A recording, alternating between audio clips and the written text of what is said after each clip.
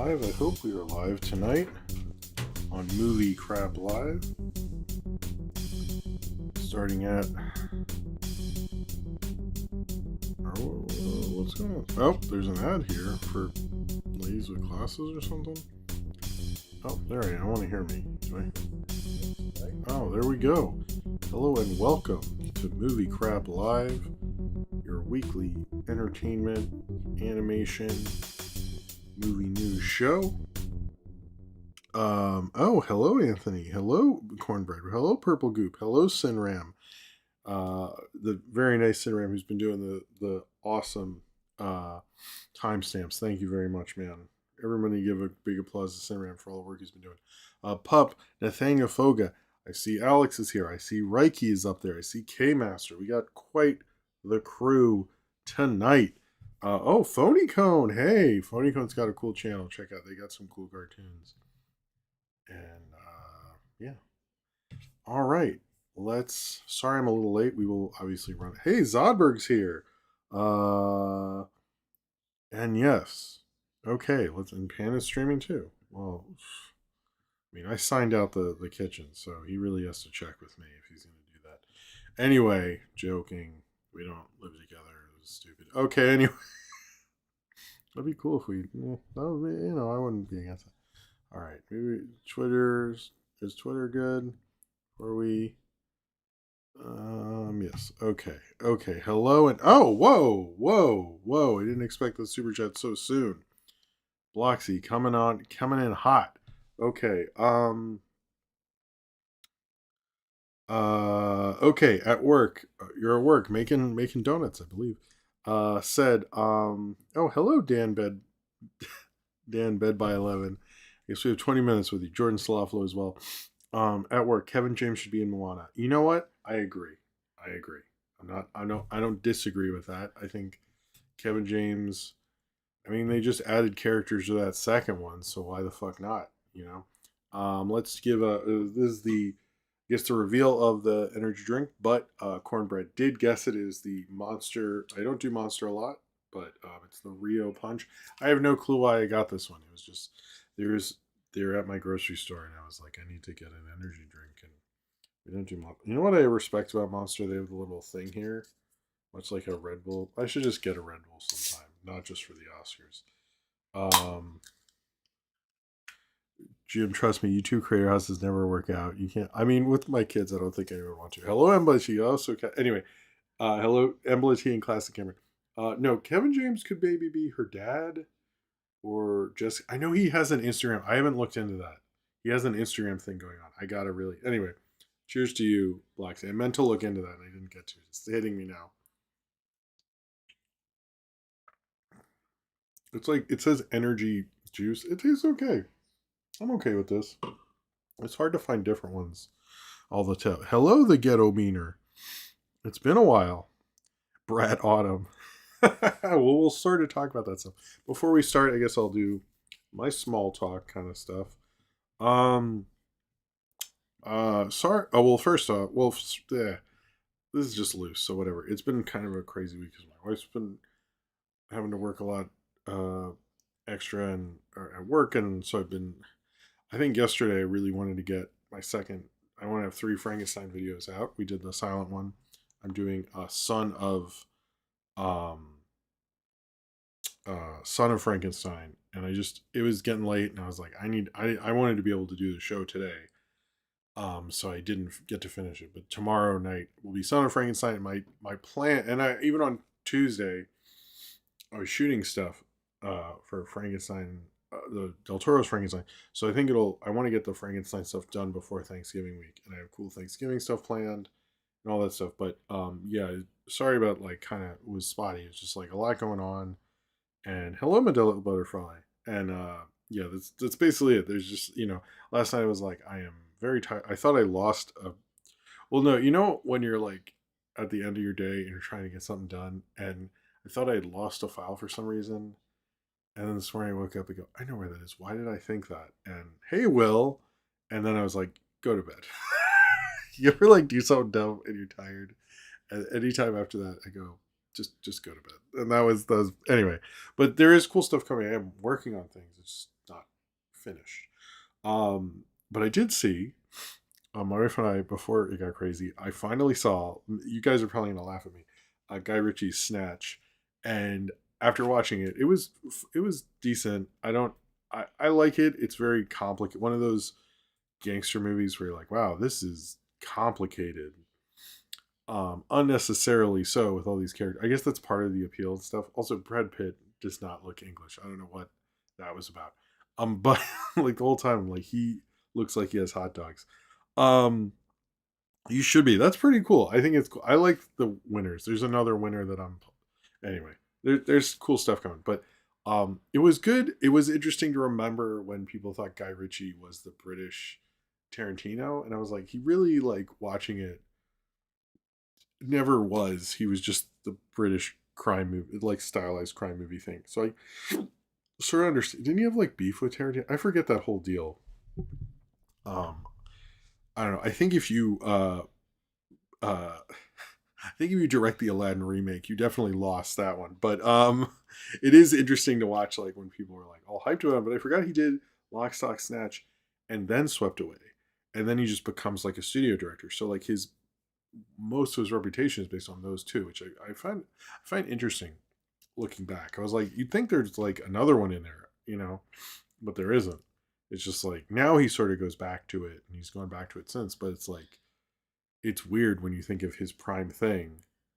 Uh, you know, I like the milk stuff, and I liked him falling through the water, and like there's certain things I did like it. But I was like afterwards like I should have seen this 25 years ago. This is a young man's movie, and I'm just like, okay, that was cool. It's just not. I'm not that excited, but I'm also a lot older. That's like a young man's movie to be excited. When you're older, you're like, oh, okay. I mean, I like to me a great British crime movie is like The Long Good Friday. That's to me like that's a really good one. Or but I don't know. I'm not a Guy Ritchie fan, so is that the joke? Is it a joke? I don't know. I didn't get if it was, it didn't work on me. But it was but I think Lockstock is better. But he sort of did the indie thing where like a couple direct I forget all the directors that did it, but it was like, how Rodriguez did El Mariachi, Desperado, and then Kevin Smith made Clerks and then Mallrats. You sort of like make the same movie but with a bigger budget. Rodriguez definitely did that with Desperado. And I feel like he did, he had Lock, Stock, and he's like, okay, Lock, Stock did well. I can have a bigger budget. And he made Snatch, and they're not the same, but it's like similar. Anyway, sorry. That's my review of Snatch, or I'll go more into it if it gets on the review vote or something like that. The other thing, and this is funny. So tomorrow, word of advice on future videos. I'm going to go to the Smiling Friends pop up in New York, and then I'm seeing Predator Badlands. So there'll probably be a short about the pop up, hopefully, and then there'll be the seeing Predator Badlands. So you might see like some Smiling Friends in that. So if you see it twice, little, you know. Oh yeah, Evil Dead to Evil Dead 2. That is a good point, Cornbread. That is a good point. I think Evil Dead 2 though, the difference between Desperado, El Mariachi, Clerks, Mallrats is I think Evil Dead 2 is better than Evil Dead. And I don't think a lot of filmmakers get to make a better one. Anyway, so the Smiling Friends thing, I'm going to this, so it'll be in those two. I just wanted to bring that up so when it happens, you're not. I'm sure someone will be like, Jim, we saw this. But I'm just letting you know because I feel like it's like disingenuous to not have it in that and be anyway, whatever. So I was telling my daughter like, oh, I'm gonna be home late tomorrow, just so you know. And she was like, where are you going? Well, we're going to this thing for this cartoon I really like. She's like, what's it called? And I go, Smiling Friends. And she's like, oh, that sounds like a show I could watch. I'm like, no, it's not a show you could watch. That's not a show. And she was like, but I like smiling and I have friends. And I was like, no, it's not. It's not like that. But it was funny. I purposely did not want to bring them to that because it looks very kid-ish, like color-wise and stuff. So I think a kid would get confused um with that. You know what I mean? So oh thanks. Thank you. I used to have a shirt like this, where it was just this saying written, and I took one of my school when I went to the private um learning disability school, and there was a gym shirt, and I wrote just this phrase on it, but it's like so beaten up, so I got a real one. But hey, Goo's an awesome album. But thank you, man. I love. I'm a big fan of Goo. It's a good album. Anyway, cheers to you.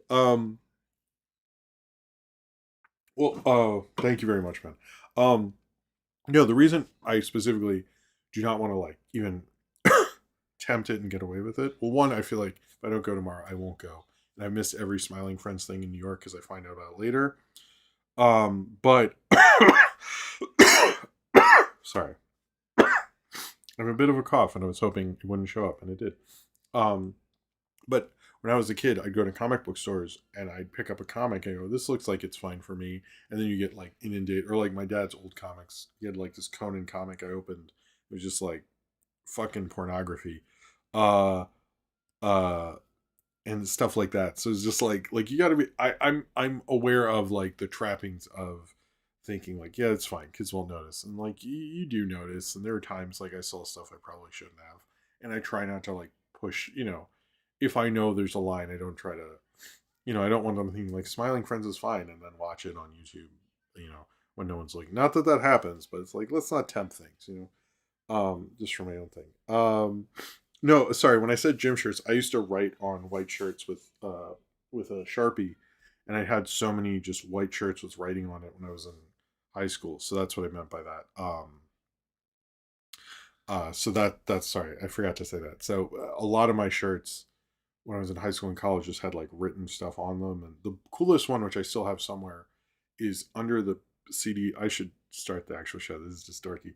Under the CD, with the thing that you put the CD in the Kid A album. If you open it, there's a booklet, and I took every word from that booklet and wrote it on a shirt, and it was like epic. And I don't think any of those words made any fucking sense, but I thought it was cool. And it just said Radiohead and be all the words, but I'd be more creative or put little phrases. And it was cool because I spent no money on T-shirts when I was a kid. But we're what else was I gonna say before we? I don't think I have anything throwbacks this week. Star Chaser: The Legend of Orin, because it hit 40 years. I for a little bit when there was a Star Wars movie, I'd review a animated sci-fi movie. Maybe I will bring that back for Mandalorian and Grogu. I don't know if I did that for Rise of Skywalker, or I think I did Atlantis for Last Jedi. I don't know. I've done Titan AE, but I do like ones that were released in theaters. So maybe I'll try to find maybe an older anime or something for Mandalorian and Grogu. But yeah, I did Star Chaser and something over the weekend. And I know tomorrow is hey William Element. I know tomorrow's gonna be Sophie's review of Wicked Part 1. So oh yeah, I've always known that the second part of Wicked is like very weird, and I've always been told like the songs aren't as good and all this stuff about the second part of Wicked. And it feels like nobody based on these reviews was aware of that. But like I haven't even seen the musical, and I was. So I'm like confused. I was always known that part one was gonna be the better part, but it seems like people are like, I'm shocked. And I'm like, what the anyway. All right. It's just a surprise. Also anyway, I forgot to mention this. The Frankenstein review I put out, that is the oldest thing I've reviewed on this channel. And I want to thank people who checked it out. I know, like, obviously, silent film doesn't get as much views and stuff like that, but it is doing decent, at least for me. So, thank you all for watching that. Who did? I think it's a good video and stuff, but I understand. It's a lot of years before anyone in this chat was born. I'm assuming. I don't know. Maybe somebody's. How old would you have to be? 115. If anyone is 115, let me know. Cheers to you. All right. Yeah, I'll drink the energy drink in your honor if you're 115. Right? 100, right? I think that's right. Anyway, all right. It's a bit harder to be unaware. Wait, of what? Wait, what? Anyway, sorry, I'm missing something. All right. This and everything this and everything I do is supported by you. Medela Butterfly, congratulations on being sold. Cheers to you, man. This and everything I do is supported by you, the fans, either through Patreon, where you can get all sorts of exclusive stuff like my commentary series. You get more power in the movie review vote. You get a postcard, which those are going to go out right before Thanksgiving. You get access to my public access show, the only way to watch it on demand. All sorts of cool stuff like that. Um, it's a great way to let me continue to do what I do and help support the channel and help me put up flyers and stickers and all those things and be able to, afford to see movies and everything like that. It very much, helps my family and all that stuff. So thank you all. Oh, Wicked second. Okay, sorry. That's a good point. That's a good point, Kern Fred. Um, uh, very much helps me continue to do what I do and make content and all that stuff. And I very much appreciate if you can and are financially able to do so. I seriously very much appreciate it. But if you cannot and you just come here to watch and times are hard, just liking this video, which costs you no money, unless you signed a really bad account on YouTube, don't sign up for that. Or I'm joking, unless someone did. Or subscribe. Get all sorts of, like when I talk about, you get the community posts, throwbacks, you get to find out my videos and notifications on. Also helps if you would like to do that. If you're just watching this and you don't have a sign in account, which there are quite a lot of people who do that. Thank you very much for being here. Thank you for watching. I really appreciate it. Just watching is support, and thank you so much. Modelo Butterfly. Before we do the second one, I didn't forget Discord people. Don't worry. Cheers to you with this Rio punch. I should have a. I never saw that movie Rio, so isn't there a second one? Anyway, corridor. Thanks, Emblity. From my retirement fund. I like the backstory now. Modelo Butterfly's 115. He saw. He saw Frankenstein when he was 0 years old. Finally came back around. Don't touch me, kitchen. Um um sorry. Also the Discord. This is I have a wonderful community. For real, I still get compliments on you guys because it's such a wonderful community. If you like everyone in the chat here, they're also all majority are on the Discord, which they have all sorts of wonderful things like daily questions. They have daily questions. They have movie watches every week. I think they're doing one this week. I'm not sure. I asked them what they want me to talk about on Movie Crap Live the morning of. You can ask me questions. You can suggest the questions. Oh, they're watching The Lost Boys. Oh, cool. I've actually never seen The Lost Boys, which I need to do. It wasn't really available on streaming, and I couldn't get a copy of it last time I checked. But anyway, it's a really wonderful community. It's run by Zane Powers, Cornbread, Austin, and Ryan Walterson, and they do a fucking awesome job. And yeah. All right, let's. What was? Oh, it hit me. Something I was going to talk about. There were anyway. I'll talk about it another time because I want to get into it. We're already running late, and I'm gonna blow my nose real quick. Hold on.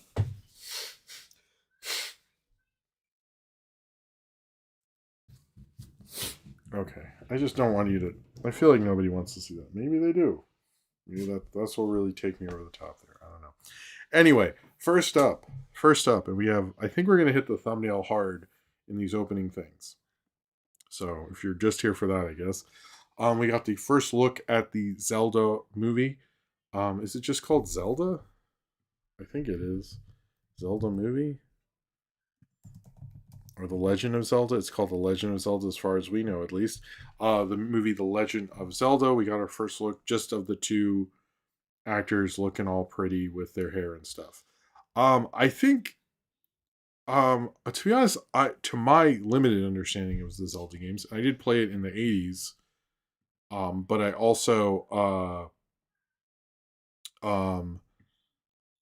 I really don't play it that much, but I've seen the pictures, and Zelda and Link have always been kind of pretty, right? I think that's true. I don't want to, maybe whoever says excuse me, princess first, I guess in the chat, but I thought it sort of made sense that they were kind of pretty people. I thought that was like kind of like the whole thing.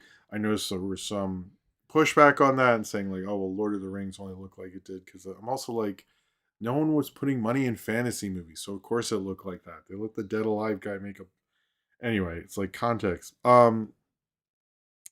But yes, I thought it looked cool. It's very much just like, hey, we're doing this, and here you go. And they didn't. Well, I don't think they screwed anything up there. This is Wes Ball, who Wes Ball, right? Right. I just had it open. Like a dumbass. It was Wes Ball, right? Who did Wes Ball, who also I heard his Maze Runner movies are doing well on the streaming charts. Believe it or not, I'm not even joking. And who did Dawn of the Planet of the Apes. I have a lot of faith in him as a filmmaker. I saw at least the first two Maze Runners, and of the non Hunger Games movies, I think they're the best of that whole little weird genre. I might even like them more than the Hunger Games. I've never seen the last Maze Runner. Maybe I should review that for. Well, I also have reviewed Dawn of the Planet of the Apes, which I need to edit. Maybe I'll do that for Zelda or something. I think it was good to have a first look out. I'm fairly 100% certain they're going to do a teaser before Mario. I would be very surprised if they didn't, or at least one this summer. Oh, Will. Okay, this is interesting. Such a missed opportunity to not cast Dylan O'Brien as Link. Guess they're going to go with a younger cast. They got the kid from Zemeckis' Pinocchio. Wait, is Link Pinocchio? I didn't know that. Dylan O'Brien is having. First off, cheers to you and thank you for your generosity, Will. I think Dylan O'Brien is a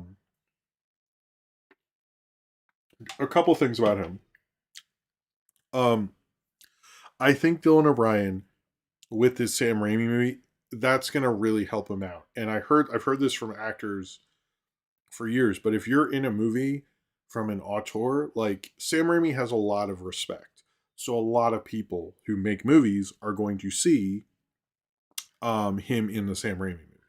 Because like, Edgar Wright might not know who Dylan O'Brien, he probably does, but he might not be as into him, and then he sees him in the Sam Raimi movie, and then they also all know Sam Raimi, and I actually think Dylan O'Brien's gonna have a bit of a comeback. It's unfortunate what happened to him on the set of the third Maze Runner, and I feel like he didn't get the opportunity. I wouldn't be surprised if Marvel or whomever casts him up. He's a very good actor. I do sort of think he might be too old for Link at this point, but I think he would do a good one, especially like as a Zelda expert, because obviously the girl's Link and the guy's Zelda, as I recall. And if Zelda says "Excuse me, princess" at least 4 times, the movie's gold. And Dylan O'Brien can do that. So obviously, yeah. That no, I'm joking. I do think this is going to be a pretty big movie. I think I was surprised you guys have all told me that Metroid isn't as big as you think, and I thought that would be another big one. But I do think it's going to be interesting as we see these video game movies come out and become franchises, and what happens with them, and how studios handle them. And this is going to be an interesting one, especially because they're all like kind of these epic games and stuff. How they'll do them. I also think they probably go younger usually when you start a franchise, because when you get to like the fifth entry, they're not old as fuck, and that's usually why they do it. Like, not to be ageist, but they're thinking in the long term. They're like, okay, well, if I have this guy be Link for 20 years, he'll eventually be able to, be that guy for a long time. So I think, yeah. Also, okay, I should have mentioned in the thing, in the super chat thing, I didn't. Chris Stuckman said he dreamed to make a Metroid movie. It might be his dream, bro, but it's my nightmare. Sorry, I couldn't even sell that. No, he shouldn't do that. He really should. I'm sorry, I forgot to mention this. Every $20 multiple will have the lights flash and all that stuff. Sorry, I forget. I always forget to say that. So we're not there yet, but we're doing good. Anyway, just a reminder, not begging or anything like that. You guys are all very nice to me. But I liked what I saw. I really think, I also think Wes Ball is like, I think this could be the film that launches them and people go, oh yeah, this guy's like actually really cool, and like is a really good director, and is really smart, and is good at doing the blockbuster stuff. Because he fucking is. And hey, Neil Reviews. Oh man, I love the Mason Davis thing, because when it hit me that he didn't hit the 3, in actuals, those are estimates. That makes that thing so much funnier. I'm never get. And then he's still doing interviews like, yeah, it's such an honor to be like Jim Carrey. I'm like, but you're not though. You you didn't do that. Like fucking loser. Anyway, sorry. I just think it's funny. If I was him, I'd be like, okay, we didn't. I'll leave it alone. But oh man, when that Zelda movie comes out, I will totally review those. I used to be so hyped to see the Zelda cartoon when I was a kid. I was like, I remember going in depth with my friend's mom at the time, and man, moms are nice because she just let me talk about that shit, and I am 100% sure she did not care. Not in a jerky way, but she was a very nice lady. Anyway, the Moana live action trailer. Moving on to this. The Moana live action trailer. Wow. It looks really horrible. I mean, there's no real way. It looks very pointless. And I know Animat and I were going back and forth on it. And oh, here we go. Well, I'm being facetious. Dylan O'Brien is too old. I'm so stoked for the new Sam Raimi movie. O'Brien's doing just fine. Still need to watch Twinless. Highly recommend Education of Frederick Fitzel. Did you, Will? Are you seeing that one where he's like in a family or something? I forget. What is that? It's like Diane Lean's in it. I forget. It didn't really open very wide, but I was kind of a little curious. Anyway, thank you very much for your super. Thank you for your generosity, man. Appreciate it. But I think him getting the Sam Raimi sign off. Also, Rachel McAdams is a A+ actress. All right, we got to the flashy light, so we're gonna. There we go. There we go. Thank you all very much. We'll have the flashy lights during Moana. How about that? So the Moana trailer. As I said, Animat and this was all online. This isn't me name dropping because you can just look at it. And a lot of people are saying this looks like just a traditional remake. And what we're probably the anniversary. Thank you, Sinram. Um, uh, it looks very like basically the first Moana movie just in live action. And there's sort of a theory that Animat was saying, whoa, anniversary is the worst one you got this year? Damn well. Um, a lot of people are saying that like what's going to happen with the live action remakes. Now we haven't seen Moana, to be clear, so I do think this is highly speculative, and I want to acknowledge that before we get into this, that what's going to happen with these live action remakes. I've sort of noticed it since How to Train Your Dragon. Even despite the Lilo and Stitch ending, Lilo and Stitch are insanely close to the originals, so you're not really upsetting anyone too much, but you're literally not doing anything at this point. Like you're not answering any that seems to be from Lilo and Stitch and How to Train Your Dragon. They've given up on like answering old fan questions. They sort of like do semi little things, and then they like How to Train Your Dragon, I think had an extra plot line or something, and I sort of expect that with Moana.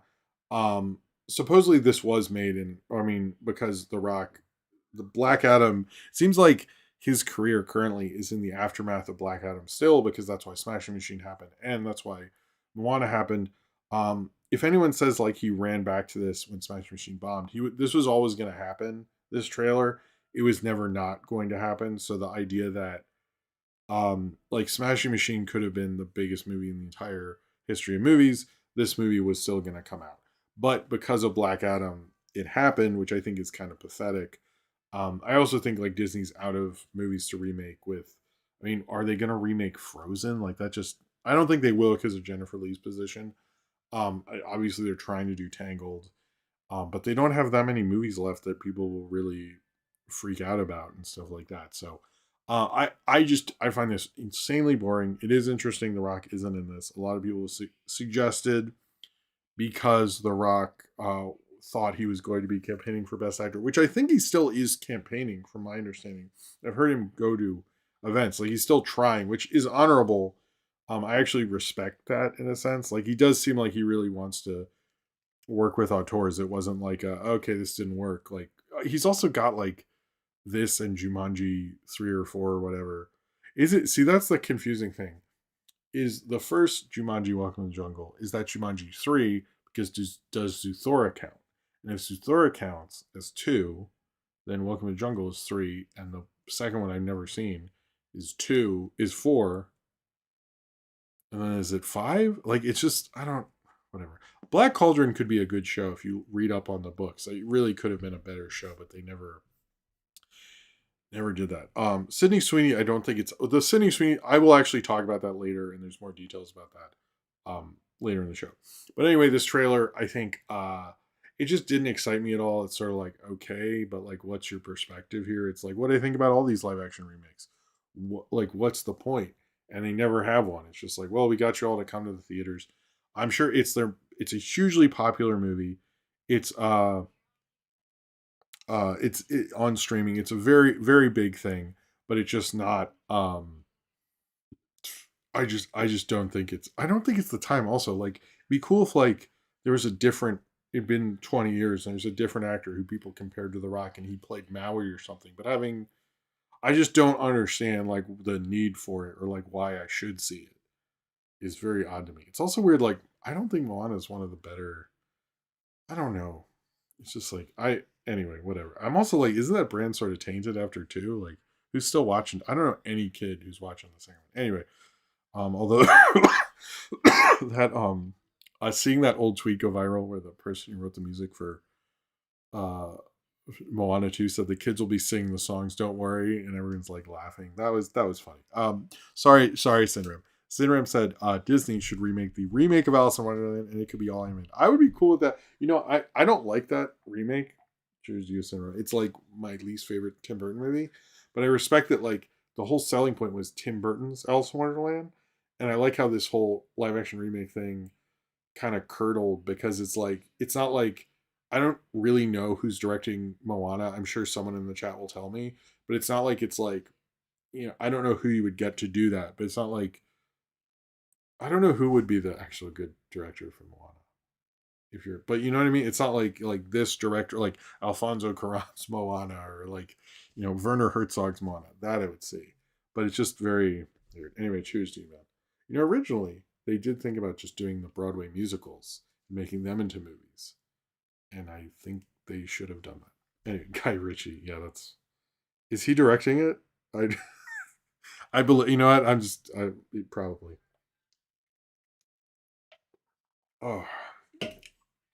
Oh, there's this lady here. Look at this lady. There's probably a thing written on here. Oh, it's about Brazil. I have relatives from Brazil. Hold on, I want to show you guys. Look at this. Look at this lady. This lady. My uncle's Brazilian. All right. Anyway, he's a cool guy. All right. I'll let it go from this next one. There's a trailer for. So I want to say I was sort of down on the Family Guy holiday specials. Because I saw the Halloween one and it was like whatever. But then I saw the trailer because I knew there was going to be a Christmas special and they were a little vague about it, as I think I talked about in that review. And I saw the Family Guy holiday special and it's actually a cool idea. It's basically, I mean, it's not the most groundbreaking fucking thing, but it's the Monster Juice Rio Punch, Christian Gutierrez. It's basically a Hallmark holiday movie, but with Family Guy in it. So Lois is the career woman, Peter's, I guess, the guy in a small town and stuff, and various. I actually am like, you know what, Family Guy, I'll give you that. That sound. I was like, that sounds better. That sounds like a good way to take it and an interesting viewpoint. And I mean, frankly, they're not going to have a fire log attack them and try to fight a fire log as it kills everyone, which you know I wish that was I was looking through my specials thing and I went, oh man, if only we got more Yule movies. I really would like another one. Those are so fucking funny. But yes, it's okay. I should get to these. Hold on, let me just finish my thing on this. Sorry. But anyway, this Family Guy special is coming out on Black Friday. So it's coming out Black Friday. It comes out. I actually am a little hyped about this. I was caught off guard by the trailer. I actually thought it looked cool. I'm not a big Family Guy person. And I was like, you know what? I will give you that this is actually kind of neat. So I thought it was a good trailer. It made me excited. It made me go, if you're going to do like different takes, because they did the Star Wars stuff. If they did different holiday genres each time, that's cool. I think we're past the $20 again. I think you're right, Cornbread. We are. So I'll just have this keep going, but let me answer the super chats in order. Thank you all for your generosity again. William Owen, we need Sean Baker live action remake. The great, sorry, we need a Sean Baker live action remake of The Great Mouse Detective. I think if he wasn't so determined to go independent, he was. You could tell like right after he won the Oscar, he was like, "No, I want to just make another small movie." I was like, "Yeah, they were definitely like, hey, you want to do a Marvel movie?" And like, no. Although he could do a really good New Mutants movie. If I don't think he would ever do it, but I respect that. I've noticed like that's what's really changed about Hollywood is if Honora was big in 2013, he would be directing a blockbuster, and now they're like, I don't want to do that shit. So anyway, cheers to you, William. That would be. It would probably be. Good. I think his live action. You know what? He would kill an Oliver and Company. He would actually a live action remake of Oliver and Company. That would be the only one Sean Baker could do. If I'm being, I know that's like the worst thing I could ever say. I apologize for myself. Cheers to you, William. All right, Will. Let's get to Will. Thank you guys tonight for everything. Remember Tim Burton's Dumbo. Some people like. There's a couple of my family members like that. Yeah, that's true. Right when I mean, I'll give Family Guy. They at least tried. If even if that sucks, they tried. Will says honestly, Moana remake is so new that I'm not sure how to pronounce this. Why Cuervo could still play Moana? That's good. A good point, dude. Considering how much bank Moana 2 made, they're gonna milk the IP as much as they can. That is true, but I do wonder with this is like Moana 2. Like I do look at the streaming charts. Moana would constantly get up there, but that's not been true since Moana 2 came out, and Moana 2 was barely on the streaming charts. So I do think you're hurting a brand by milking it so dry. Like they could like destroy it, whereas like Frozen takes breaks and like pops up occasionally. And I do think like we should look at the streaming charts of the older movies to see the possibility of other ones coming up because it shows you like what the public's actually watching. So I don't know. I do think it'll still make a lot of money. I think it'll be the biggest, like one of the biggest movies of the year. Christopher Nolan's Odyssey ain't got shit on families having bad taste in live action movies. You know. Anyway, cheers to you, Will. All right, next thumbnail, isn't it? Yes, the Hoppers trailer. I didn't expect this today. I am gonna have a more trailers section, but the Hoppers trailer. I really like this trailer, and I like that Bobby Moynihan's in it. I like this the creator of We Be Bears. It has a Missy Elliott song. Like, sign me the fuck up. This sounds awesome. It looks fun. It looks silly. I do think like using I don't know if I'm the first person to say this, but using technology to hear animals speak is very wild robot of them. But I'm noticing no one's making that comparison, so maybe that's just me. But it actually looks like they're trying something. They're doing a cartoony movie, so I'm sure Disney will not support that at all because Disney is not known for really liking their cartoony movies until they're really successful and they can't ignore them, like Emperor's New Groove. But I do think it looks like a lot of fun. I'm more hyped for that than Toy Story 5. Like this seems exciting. Like you're actually getting an auteur. You're doing what I've never understood this by the way. You know, I was running Pixar, I would just be buying up Cartoon Network people. Like I'd be like, get me Craig McCracken, get me again. Like I never understood why that didn't happen. Like that could have just been the next auteur, you know, and you know, the people I know in Pendleton Ward and all like that's what I would do. And I've never understood why they just like dick around and all this shit. But like they really could have anyway. So I'm glad they're actually doing it. I like that it's cartoony and silly. I like that it's like these animals want to kill humans, which I think is like, of course they would. I don't like humans either. But it looks cool. I do think like I'm very hoping it's not just a um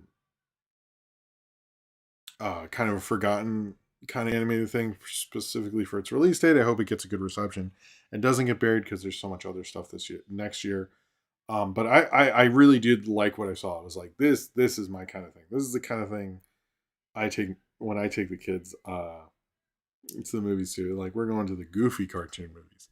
Come on. Uh but yeah. I mean, I've just noticed the Wild Robot thing. They're very different from Wild Robot, by the way. But anyway, I thought it was a very good trailer. I don't really have many notes to say on it other than this looks cool. Okay, so this is I think what everyone's here for. There's going to be or at least Sony signed a deal for, a Labubu movie. We don't know what it's going to be. There's no director even attached. And there's a high possibility they just signed this just in case, and it will never happen. But, sorry. But Sony Animation has confirmed they have signed it. They are planning on doing a Labubu movie. And obviously, this trend will never die. We will have Labubus forever. In 100 years, when Medela Butterfly is still around, he'll be like, I remember when the Labubu started, and now it's president or something, and it'll never die. On a related note, Funko Pops are in debt and might not be around that much longer. Um, yes, Funko Pops. Oh man, I love talking to people about this because Funko Pops. Uh, I didn't realize people buy Funko Pops because they think they'll be worth something, which is but yes, Funko Pops is in debt to about $250 million. I don't know how you did that one, but holy shit, dude. They're not sure if they can weather the storm here. I think one of the things about Funko Pops, it was bunk. I read it in several. What do you mean it was bunk? I didn't. I heard that. I read it in several different places. They're saying they're not. Hold on. I can't make fun of Funko Pops. Hold on. Bankrupt.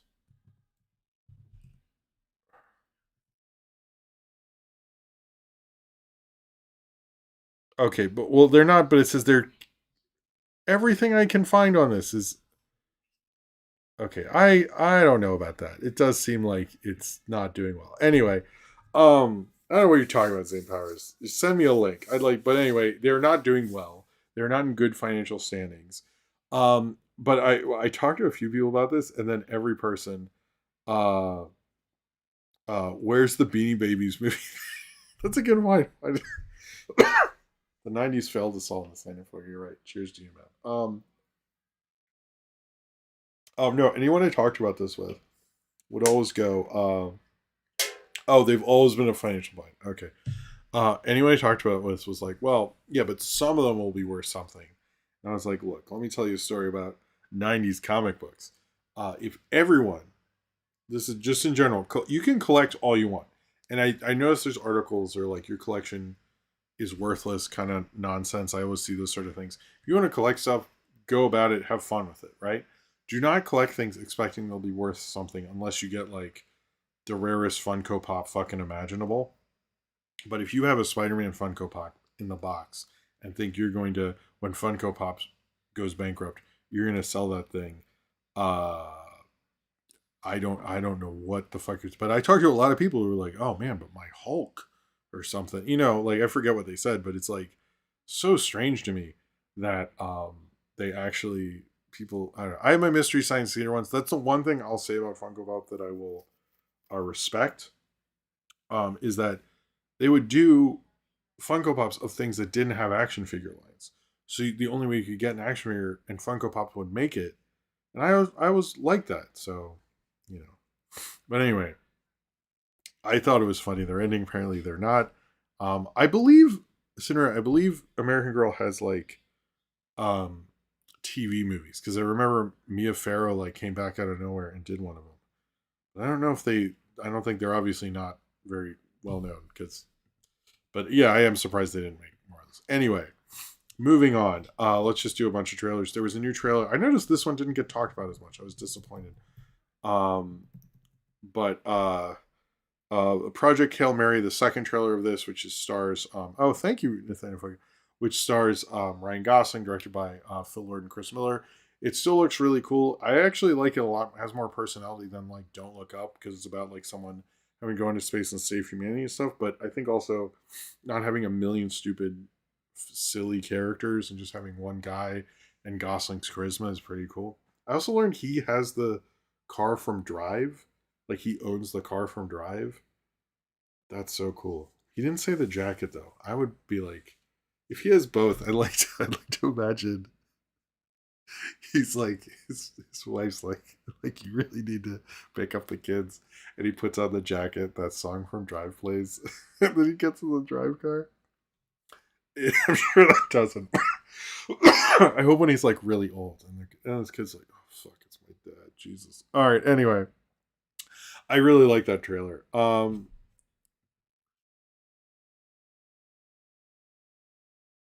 I no, I know I have two Funko. This is Servo, and I like Felix. I don't know if I'd get any more, except for the one that's the combined Mystery Science Theater one. That's the only one I actually want. But I just think it's funny. Like remember if you go to a con, there'd be so many of them. And it's like I don't know. It does sort of suck, like how everyone they just took over collecting and all figures look the same. I don't love that, but anyway, the trailer for Wake Up Dead Man Knives Out 3 came out. This it was a cool trailer. It is interesting seeing when the first Knives Out sequel came out. It was like the big Christmas movie. Um and now because of Stranger Things, it's like, oh yeah, we have this other thing. I don't know. It still looks really cool and interesting. I love the cast and all that. It seems like Mila Kunis is sort of his like assistant kind of thing, and I think that could be cool. He always has like a whether it's Janelle Monáe or Ana de Armas, and this is I guess Mila Kunis, or I'm just guessing. And Josh O'Connor looks cool. It looks like a cool movie. I'm into it. I know Ryan Johnson said he wants to do something with the Muppets. Ryan Johnson says a lot of stuff. I'm like, until you do it, man, we'll see. But I would love him. I think he could do a Muppets thing. He does get along with Frank Oz. He got Muppet Yoda in, so I think if anyone,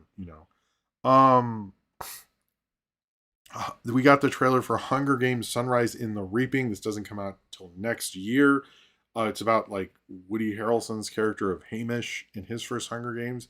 It actually looked more interesting to me than that other Hunger Games prequel.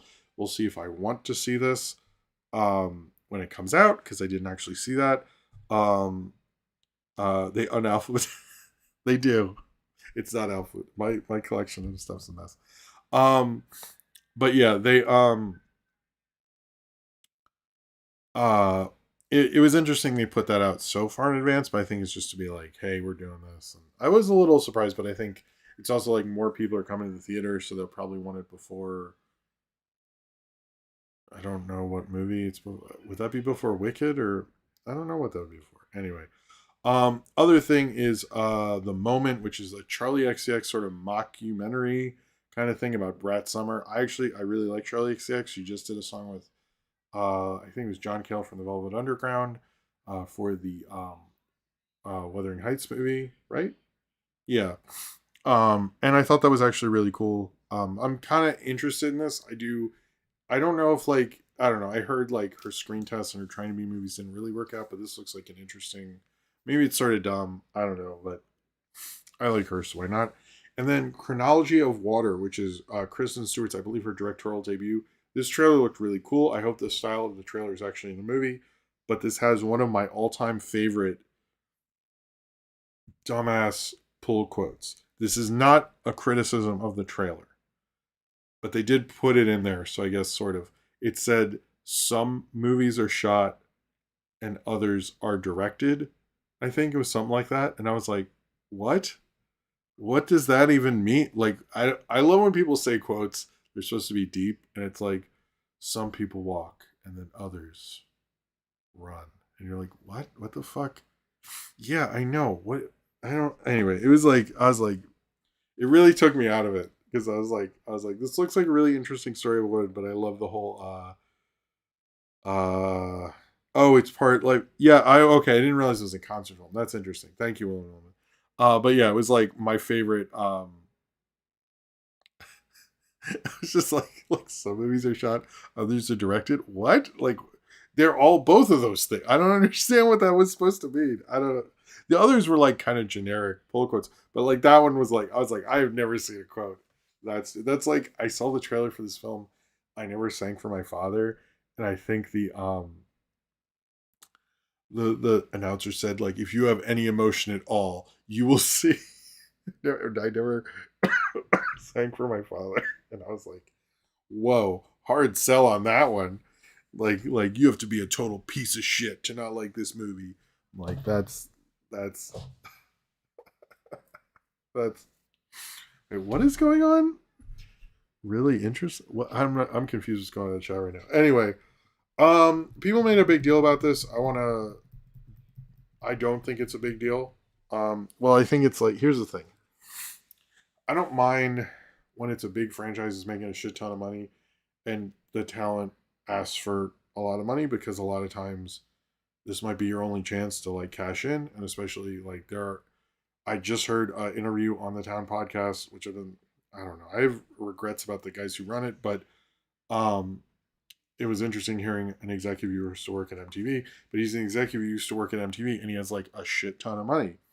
And I heard this quote from one of the cast of Friends where he's like, "Look, you can get mad at us for having asking for these high salaries, but you're not going to get mad at the executive who lives in a massive beach house who you'll never know his name and isn't even credited on the show based on the earnings of Friends." And he's like, "Yeah, you actually have a point. Like, you should, not that they were struggling, but like I do actually think talent or creatives and stuff should get some of that incentive."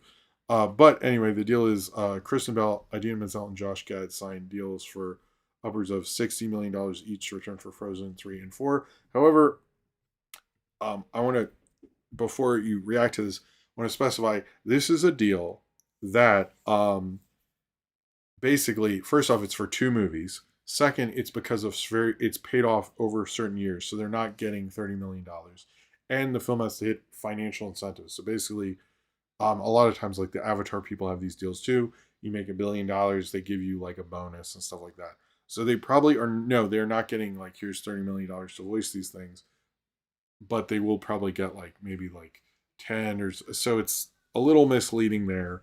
I guess if Frozen 3 and 4 bomb, they would not get the full 30 for each movie. But the only thing that was surprising is the other guy, who's the other? Jonathan Groff wasn't included in this, which was weird. Um, I'm confused about that one. Since the other three, I guess, have better representation, maybe, or different representation, or went in all together.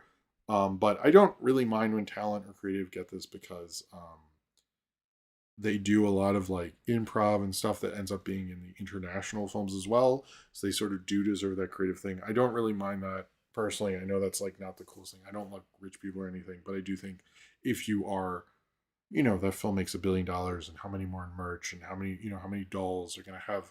Adina Menzel's, a lot of her Broadway stuff does not bring in a ton of money. And so, she can live comfortably and do the project she wants. Kristen Bell and Josh Gad. Did everyone see that SNL thing with Drake? And he's getting mad at everyone at SNL having like petty beefs. And he's like, they're not nice to me like Josh Gad. And he like kept saying that. I always thought that was funny. All right, I'm going to switch this off, but we are close to another multiple. But anyway, other things is this is a real thing. And I have to just talk about the whole Turtles thing, but Kill Bill, the whole bloody affair is coming out, 4-hour cut of it all together. And there's apparently a chapter. I have to explain this because it's so weird. There was an extra part in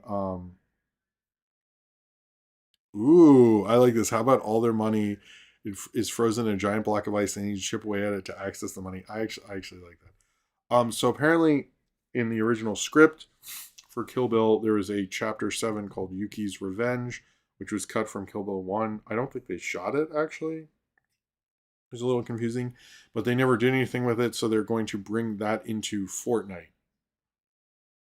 Or Fortnite. Anyway, Kill Bill is going to be in Fortnite. And I guess, does Disney still own Kill Bill? I guess through Miramax. Anyway, Kill Bill, a part of Kill Bill is going to be in Fortnite, but it's Fortnite chapter 7 Fortnite, but it was actually chapter 6. What? Anyway, it's just this part in Yuki's Revenge that was going to be in Kill Bill but wasn't, and they're just converting that into Fortnite. And then they have what is this?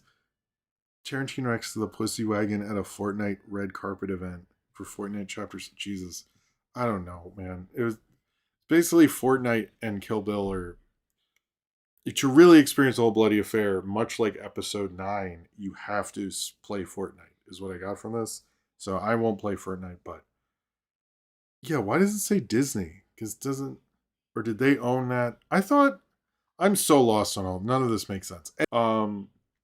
What's going on with the Teenage Mutant Ninja Turtles, which I didn't think I would say because Mutant Mayhem was a success, and I think everyone liked it. However, the amazingly great owners of Paramount, the Ellisons, who've done so many great moves, such as screwing up a major deal with Trey Parker and Matt Stone, and then doing the same for Taylor Sheridan, making them the greatest business people who should definitely buy another studio too. However, they have gotten Neil Moritz, who's also the guy who wouldn't let us make another 21 Jump Street movie. That's it is actually him, by the way.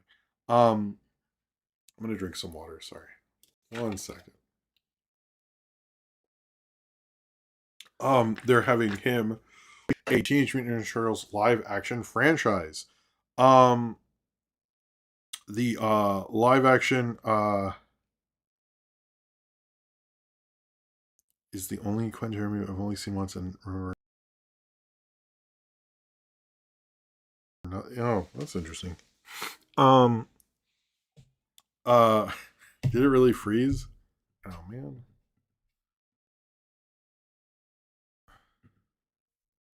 Am I back?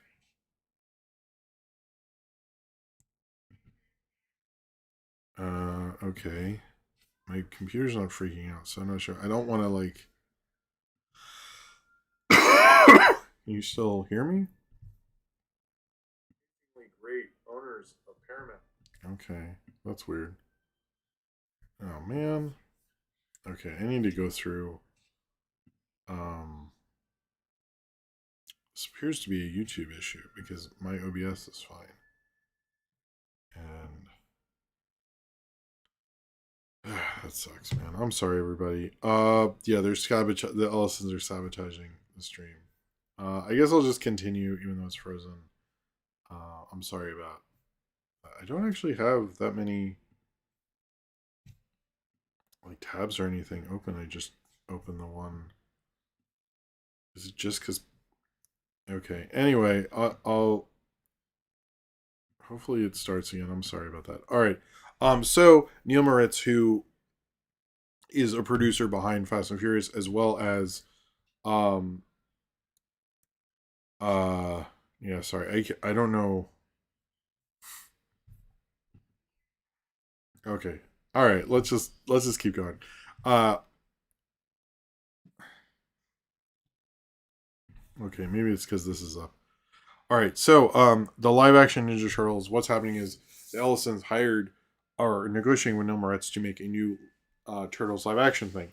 Supposedly, they've also shut down the last run-in because they don't want the first live action thing in 10 years, as they say, to be an R-rated live action thing. Uh,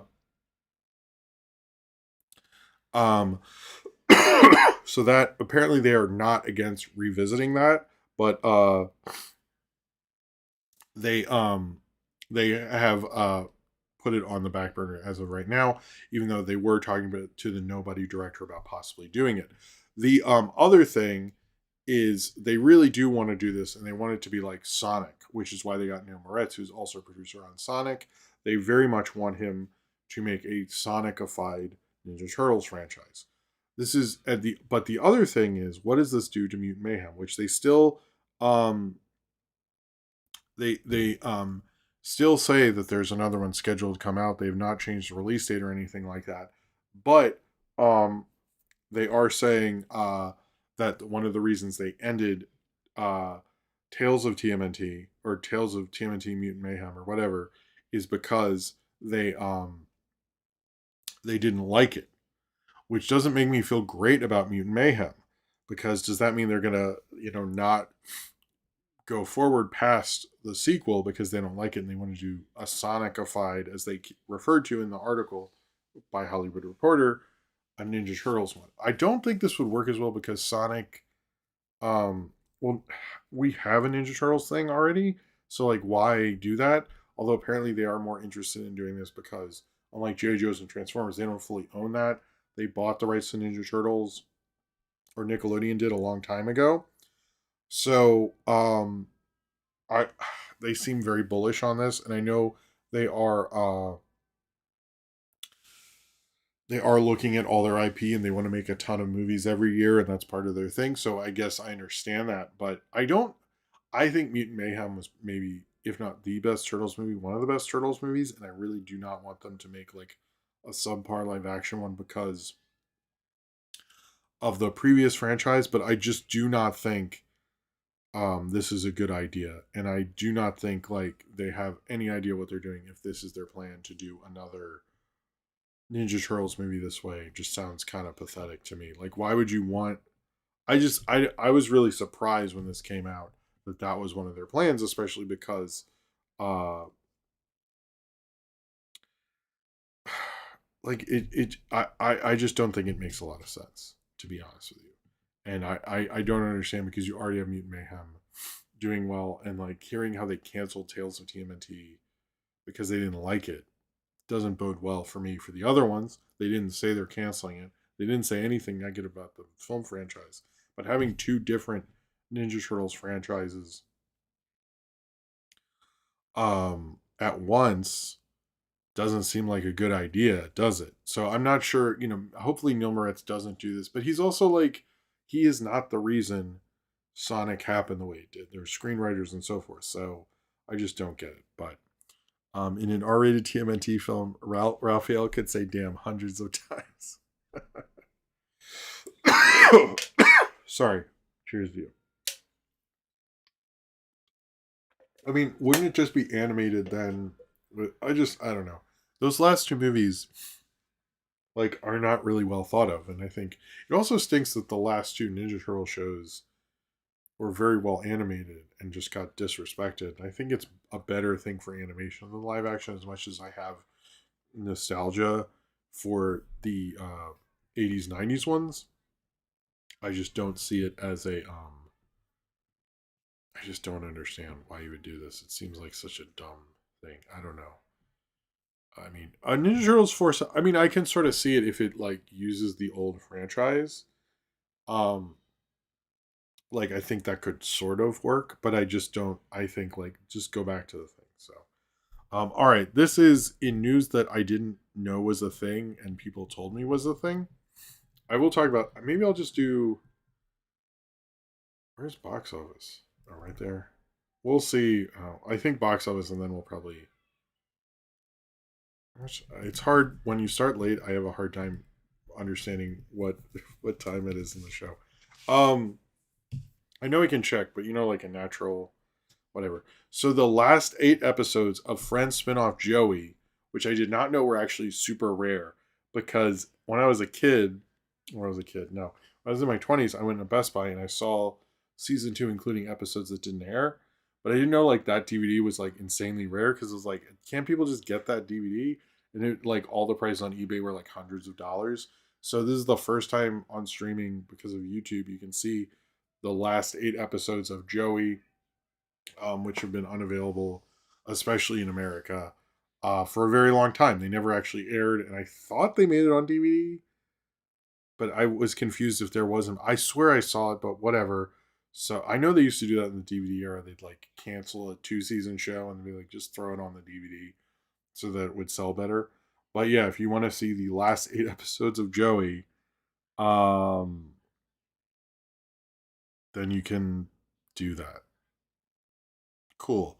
All right. Oh, I have heard rumors, and I'll just say this. I should have maybe settled it with the Zelda thing. There are rumors that Planet of the Apes, there will be a new entry, and we'll hear news soon. A couple of pundits have said that recently. We do not know what director, and people have said they're talking to people and they're thinking about stuff. Obviously not Wes Ball because he's doing Legend of Zelda, but it has been a little quiet and suspiciously quiet. I wouldn't mind a Dan Trachtenberg Planet of the Apes, but I think he kind of wants to see the Predator stuff through. So, this kind of broke sort of last week, but we didn't get to talk about it. There's going to be a new Star Trek movie directed by Jonathan Francis Daly from Freaks and Geeks and stuff, and Jonathan Goldstein, who also directed Dungeons and Dragons and Date Night. I think they're really good at making fun, all audience kind of movies. They really haven't had the hit that they deserve. I do not know what their take is, but I would like to. I'd like for that to happen. Um, I think that could work, but we don't know. I do not think they should do Kirk. I actually think it should be next gen. I think I said last week. I think, but just stay away from Kirk. I don't even give a fuck what it is. Just no more Kirk Spock. You exhausted that. No more. But whatever they're gonna do, I think could be cool. But this is also part of the Paramount thing. This is a Paramount thing I like actually. Till I hear the take, and then I can hate it. I can hate it later. Other sort of rumors. One is we keep hearing that Doctor Strange 3 is really a go. It's probably might come out before X-Men or right after X-Men. But you're hearing a lot of rumors about Doctor Strange 3. Apparently Feige is still into Sam Raimi. Part of the delay in hearing about it is because they wanted Sam Raimi to be able to do his own thing, which is nice of them to do that. I'm not sure. I don't know. I didn't mind Doctor Strange 2, but I noticed most of the criticisms I heard from people were that they didn't know Sam Raimi movies, which okay. And then there are rumors that there are multiple Dooms and even two female Doctor Dooms, and instead of having Kang variants, they sort of are just going to have Doom variants. We keep hearing that rumor, keep seeing published places. I thought I would acknowledge it. I don't know anything more than that. And if you're wondering, James Gunn said something on social media, everybody, yay, and Brainiac has been confirmed again. So cool. Brainiac's going to be in Superman 2. Okay. Other things, James Cameron has said Robert Rodriguez and I have a. James Cameron talked about Alita 2. He said Robert Rodriguez and I have a sworn blood oath to do at least one more Alita movie. In fact, we're thinking of an architecture that brings to a third film, but we'll be satisfied if we can make one more, and we're progressing on that. We also heard recently Del Toro, who I know is friends with James Cameron, that's well established. Him and Cameron used to love watching anime, which is kind of funny. But yeah, I mean, he's powerful enough. I'm surprised he just doesn't do it, but whatever. Sorry, I'm trying to think of how to. Okay, two announcements. Gumball is going to be on Hulu. The new season of Gumball on December 22nd, and then Primal season 3 is coming out on January 11th. That was announced this week. You also got a first look at Jumanji 3 or 5 or whatever it is, and supposedly gives a tribute to Robin Williams again or something, which they did in the first movie. I don't know if it's necessary they need to keep doing that, but they do. We got new info, or sort of a couple of new looks on Coyote versus Acme. We learned that we're going to get into sort of who the Coyote is, which will kind of be interesting. I kind of thought that would be true, so that's cool. And then Toy Story 5, we got this whole thing from Andrew Stanton, who's directing Toy Story 5. I think we kind of forgot about that, which could be interesting. And he talked about the existential problem that nobody's really playing with toys anymore. He's really selling that technology's changed. This is a quote from him: technology's changed everybody's lives. We're asking what that means for us and to our kids, and we can't just get away with making tech the villain. I agree, but I also think like my kids do play with toys. My son plays with blocks. Like we have devices and stuff, but I also think it's just a weird take, because I think that's like something somebody who doesn't have kids would think, because almost every kid I know, has an iPad or something like that, but they also play with toys. So I just think it's like a weird, like it's just a point that doesn't really work for me. I'll wait to see the movie. I have some faith in Anderson, but I also don't because of Finding Dory. So we'll see about that. And two little things that I just think are interesting, or let's say funny, before I talk about box office. One is apparently there's a following of the Avatar fan base is weird, and they have a thing to make Avatar 3. They wanted to make $3 billion and be the highest grossing movie like ever, and they have like pages and fan things and stuff like that. People are like always weird about Avatar box office because like the whole people forget about it thing, or people, all this stuff, and then it always does well. I love that they're really trying to do this. I fully expect everyone to be super normal the first weekend Avatar comes out, because Jesus, sorry, my voice is not holding up well. And the other thing, we got the first look at Odyssey, which looks cool from what we see. But here's a funny story I read about Matt Damon. Apparently so Matt Damon, who is in Oppenheimer And spoilers was in Interstellar. Sorry if you haven't seen that. He plays the Interstellar. You don't see it coming.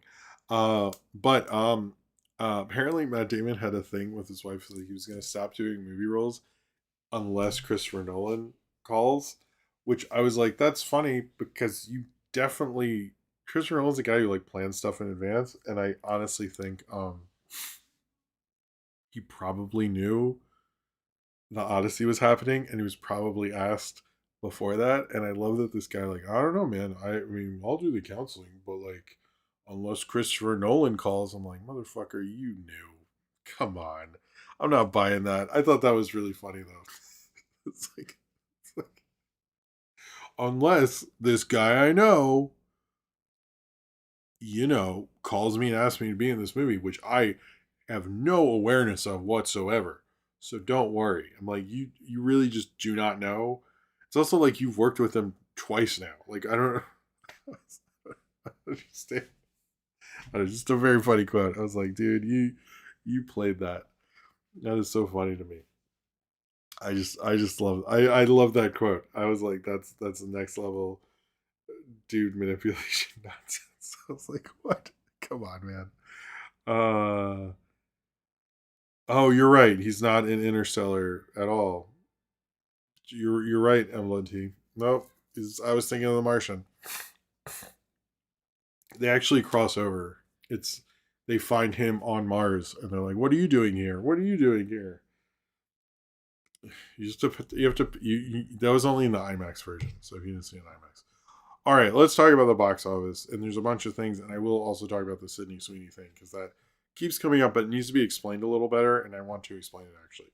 First off, Now You See Me, Now You Don't opened to about 21 million. Apparently, these movies basically open around the same amount, around 20 million and stuff. Adjusted for inflation, obviously it's more. Made about 75 million worldwide. I'm I will say this is a weekend that I seriously wish October was not good for movies. And like one of these movies should have just come out in October. I don't understand why we had Running Man and Now You See Me 3 in the same weekend with Predator Badlands. Just seems like a real stupid move. Like, were you really worried about Tron Ares? Like, come on. This is just bad programming all around from all these studios. But Now You See Me, Now You Don't did really well, or about what it does. And apparently they budgeted it correctly. What was not budgeted correctly is The Running Man, which cost over $100 million, and open to 16 million. I actually learned from Dan Murrell and other places. Apparently, Stephen King movies don't open very well. The It movies were like very much the exception, and they all open around the level that Running Man did, which is funny because you'd think like they've made so many, like they must do really well, and they do, but not like that. It is Edgar Wright's second best opening, but it was his biggest budget, and it did not do very well. Internationally did a little, better, but like this was not a great opening for him, particularly because it was his biggest budget at 110 million. I do think Hollywood basically hello Daniel Rodriguez basically looked at Baby Driver and went, "Oh, okay, he can actually open an original movie or a movie he directs, and he does have some play box office wise." I think like an action movie that's fun like that, but I think like Running Man, people are saying Glenn Powell, or I haven't seen Running Man yet, but I think they just over I don't know. I don't think it's the right match, director and subject matter, but I also think like this movie could have probably opened better, not competing with Predator Badlands and Now You See Me, which I think hurt its box office. Although Predator Badlands fell off 68.2%. So that didn't work out. But yeah, Running Man would be, although Predator Badlands was budgeted around the same time as Running Man, but Predator Badlands is already at 66 million and is going to be one of the highest grossing Predator movies and started off a lot better. Whereas The Running Man, they all thought the estimates kept going down the closer we got to the release date. So this was flat out, like, I know people are like, a couple of people in this and other tweets have said, like, it didn't bomb. I'm like, it fucking bombed, dude. It's over. It's not happening. I don't want to say that I don't want to ding Edgar Wright. I like Edgar Wright. but it just it didn't work out for him. I think this should have come out in October. I do not understand the November thing, and all these things are getting trounced this weekend by Wicked 2, and then Zootopia 2 is going to be a bloodbath. But um the other thing, Referring You and Black Phone 2 are holding really well actually. Although they're going down about 50%, they're still like Black Phone 2, I think ended up it's one of the highest grossing movies of the fall thing. And then even Chainsaw Man is holding really good. We're on our what is it? Fourth week for an anime movie is amazing. Oh, Wicked played in theaters and made $1 million. I didn't realize that. That's interesting. Um, Other kind of box office things. Oh, Keeper didn't do great either. At about opened at 6 with 2 million. I think that is another thing that could have come out in October, if you ask me. The only other thing, uh, you know, the other thing we should look for the next 2 weekends, because they're going to be really big, is the highest grossing weekend this year is 162 million. So I guess the question is, will Wicked 2 break that, or Zootopia 2 break that, which are both possibilities. We will probably see, I think we could see that being broken, but I also could see it not. So we'll see how that's going to work. Other The few things I want to talk about with streaming charts was that Frankenstein topped the streaming chart. K-pop Demon Hunters is still number 2. Shrek 4 was in the top 10, and as well as A-Team, Vacation, and the two Maze Runner sequels, not the first one. Um, and yeah, let me just do a few things. I don't really. Oh, yeah, so the director of the original Naked Gun, I do not understand what his deal is, because they very much were like, "Do you want to be a part of this and help out?" And he refused, and now he just like keeps doing interviews shitting on it. But like, you did the Scary Movie movies after the Wayans left, so I don't. He really has no legs to stand on. I noticed most of the comments are like, you took a franchise from someone else, and yet you hate people who make take on franchises from original directors. Like, what is this? It's just very weird, and I wish you would stop. Um, I do not get this Ryan Coogler Luck of the Irish thing, because I was not a decom person um at all. But yeah, apparently Luck of the Irish started his introduction to similarities between Irish folk music to basically black culture and black music and stuff like that. That's cool. I don't know. I was too old when those were coming out, and I just thought they were dumb. So I was not the right age, and I just I don't know. I mean, good for him, but I just never get the. I don't know. They're just not very good. Although my daughter loves his Descendants movies and the Zombies movies, but I guess when I'm supposed to talk about the '90s 2000s ones, which I still wish you were here, but the rest I just don't. I don't know. Not my thing, but good for him. All right, let's do the Slop House and then Ovitz, and then we'll take a break. Um, Three AI things. One was this older relatives back as AI generator things was I don't first off, people need to watch horror movies, because like if anyone showed me a device and my grandma was talking to me, I would throw that shit in the fucking trash. You should all see Pet Cemetery then. Anyone who shows me an AI of anyone related to me and they're dead, I will freak the fuck out, and I will be like, also, we're watching Pet Cemetery because you thought this was a good idea. You're watching Pet Cemetery. That I do not understand how anyone thinks that's a good idea. That is not a good idea. It's a terrible idea. Just throw that shit in the trash. Like, just no, no. I'm not. I do not understand. Like, did you not see Pet Cemetery? People should see Pet Cemetery. No, David Zucker did breed Fielberg and Seltzer. Um, anyway, I just don't. Every time I saw that video a lot on Friday and Saturday, and people were like, "This is great." I'm like, "No, it's fucking not. No, it's not. That's not your grandma. Your grandma's fucking dead. Do not play robot grandma. If someone does that to any of my grandparents, I will be very upset, and I will throw your phone in the trash. In fact, I will just break your phone. You should not have technology, and you have to watch Pet Cemetery. Anyway, uh,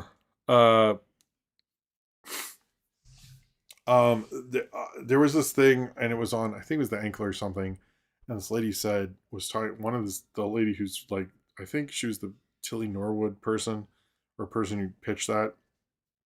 And she said a lot of people want to work in the AI genre. And I did comment. I was like, well, there is no AI genre because she's talking about AI movies, and there are no AI movies, so there's no AI genre.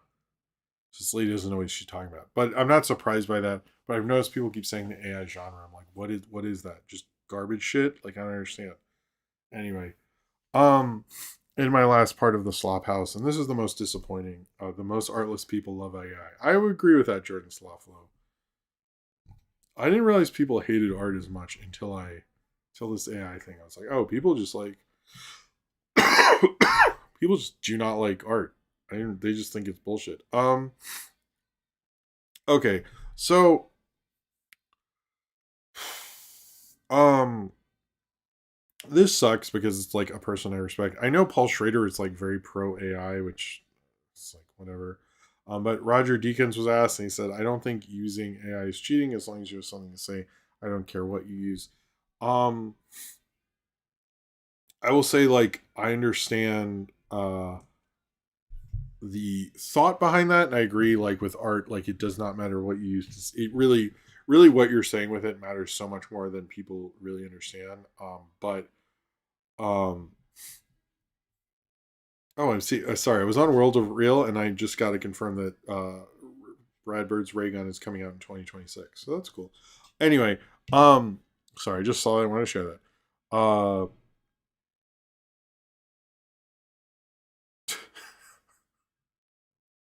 uh, the thing. So I get what he's saying there, and that is true. Like you can make, like as people say, shoot something with a potato, but if it means something, it works. But I do think like this is not. I mean, it's also like Deakins. Jesus, that sucks. But I just don't buy it. I don't know. I find it all distressing. It's also like none of these people who have these great quotes have made anything interesting with this. I just don't. That's my biggest thing about AI is like you're all like pro it, but like why though? It just seems to me like you don't want to pay people who you have to work for you and want all the credit. But like that's not how. Anyway, it's just very disappointing. That's Norbert. I would agree. I would agree. Except have their dead grandma come back or something. I do not understand that. If anyone shows me that shit, I will be. I will leave the fucking room. Wait, what? Alex Croyas was outraged by the Peter Cushing resurrection. Now he continues to be more. Is that true? That's disappointing. Anyway, all right. So two. I want to do one first. That's I guess a silly obit, and I will admit that. And I wasn't sure how to approach this, so I apologize if this comes off as disrespectful in any way. But Alex Glick, the character from The Simpsons, the one Bart worked for, and her brother, I guess, held a grenade too long. She apparently died on The Simpsons, so R.I.P. to her in a way. But in actual Simpsons death, maybe I should have done that. I apologize if I am being disrespectful in any way. Dan McGrath, who is a Emmy-winning writer and producer on The Simpsons, has died at 61 from a stroke. He started at SNL in 1991. He joined The Simpsons in 1992. He worked on Homer's Phobia, which I've actually reviewed, and it's obviously a favorite episode of mine. He's also worked on various Treehouse of Horror installments, including Devil and Homer Simpson, Time and Punishment, Bart of Darkness, and worked on Boy Scouts in the Hood. He also wrote for King of the Hill. He also contributed to Mission Hill, Gravity Falls, The PJs, Sammy, and Muppets Tonight. He has a pretty huge legacy. RIP to him. I know he wrote a pretty big Mission Hill episode. I think um, it's sad to see him go, and all the work that he's created throughout his life, I think, is pretty monumental. Particularly Homer's Phobia, which is a pretty big episode. And a big episode for me, because it's John Waters. And, like, I wish he would come back. Has he come back? God, there's so many Simpsons. It's like, it's like it's I don't know. It's like maybe he did and I missed it. You know what I mean? It's like I don't even anyway. Um, R.I.P. to him. I sorry if I skipped over stuff. I just wanted to. It is getting late and all that stuff. But we're going to take a break. I'm going to talk about the midquel that is Zootopia Plus. Then we will do questions, and then we will get out of here. All right? Okay. Let me um let me switch. Wait, where's the thing? Sorry. And I will sorry if I'm like phlegmy and stuff like that. Apologize. It's just been the weather and stuff. Anyway, I'll be right back after this.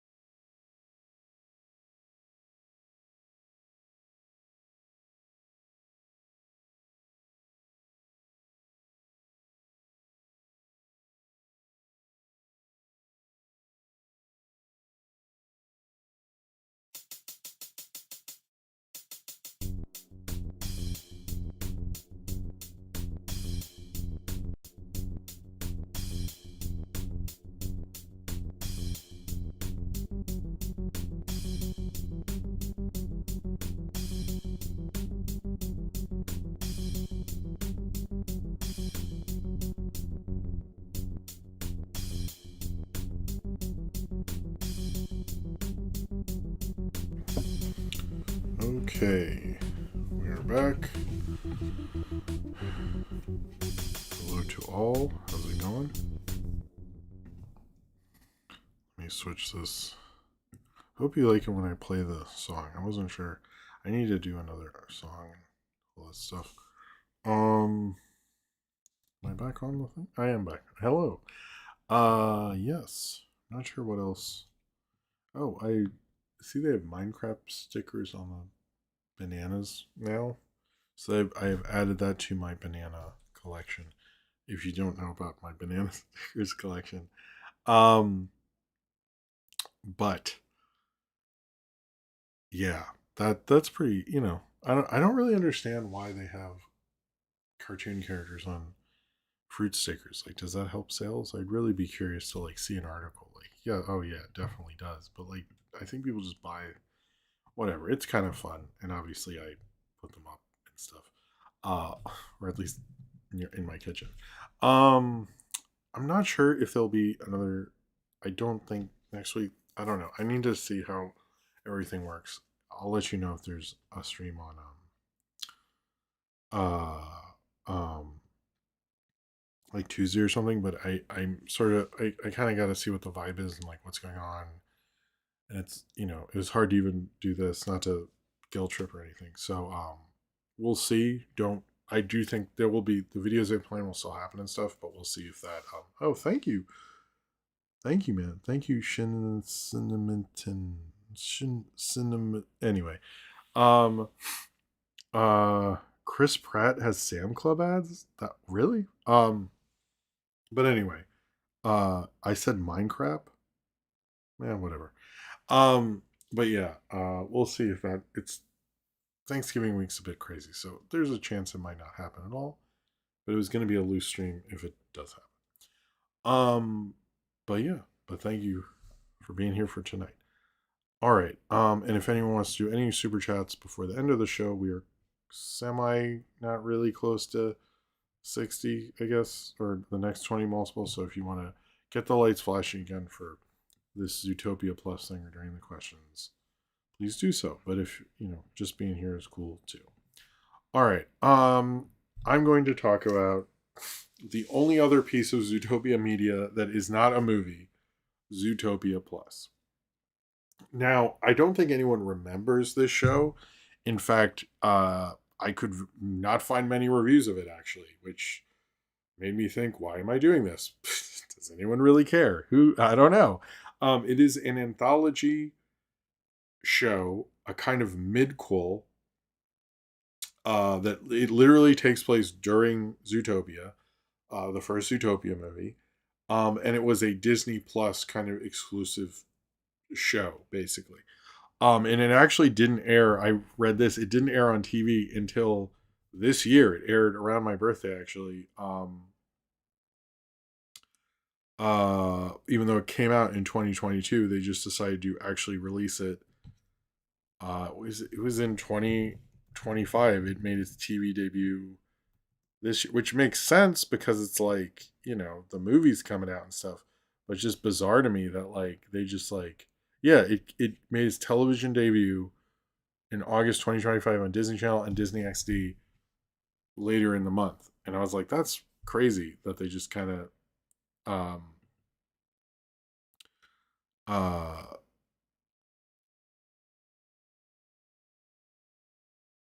but yeah. Oh, hey, thank you, Sir B. Dude. Sorry. All right, cheers to you. Also, shout out to Sinram for doing the again. Please check out his channel. That's the end of anyway. All right, sorry. Back to this. Thank you, Super Dude. The anthology, but basically, this is sort of forgotten. It came out in 2022. It was on Disney Plus. Um, and I watched it, I believe, with my daughter Sophie when it came out because we're like, oh, new Zootopia stuff, and it's there, and we're paying for this. And it's only 6 shorts. Now there are a couple things with this. Is I don't think a lot of this is very good.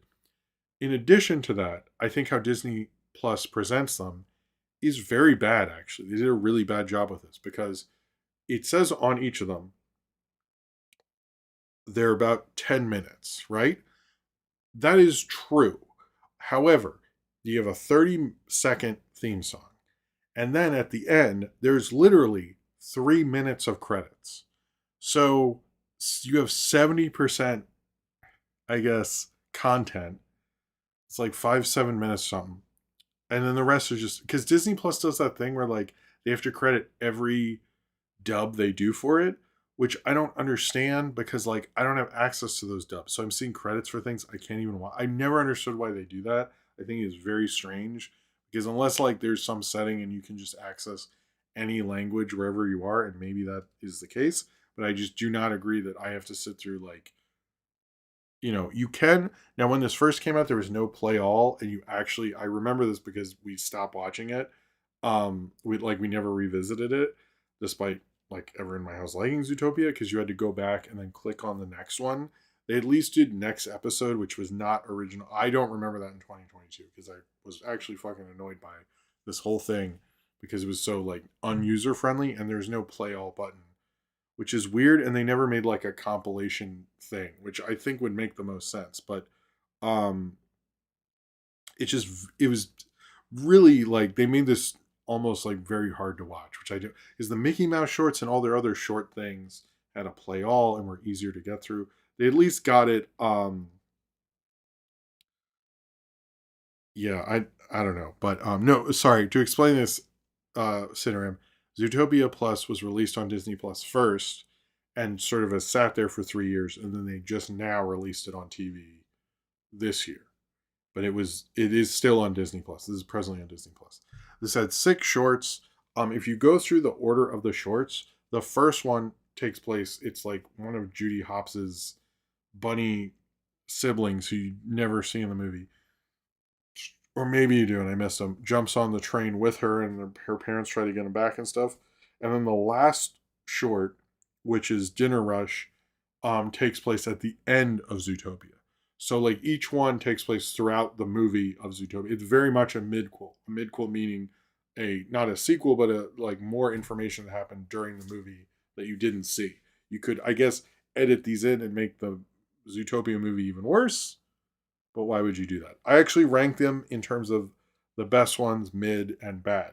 The best ones I put Duke the Musical, where you have the character who was selling those. That I guess he was a Weasel or something when he was the guy he's Alan Tudyk, and it sounds like Steve Buscemi, and most people think it's Steve Buscemi, but he's not. He does a whole musical thing. I like that because it's like crazy and weird. Um, but it didn't necessarily need to lead anywhere.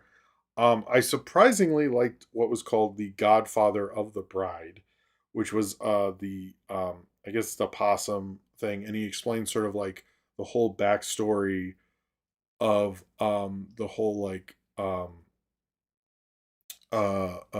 possum thing, and like why the polar bears are with him and how that all worked out. And I was like, I actually liked explaining that a little. And like they did use Godfather iconography, which is always weird because like, do kids even care about the Godfather? That doesn't make any sense.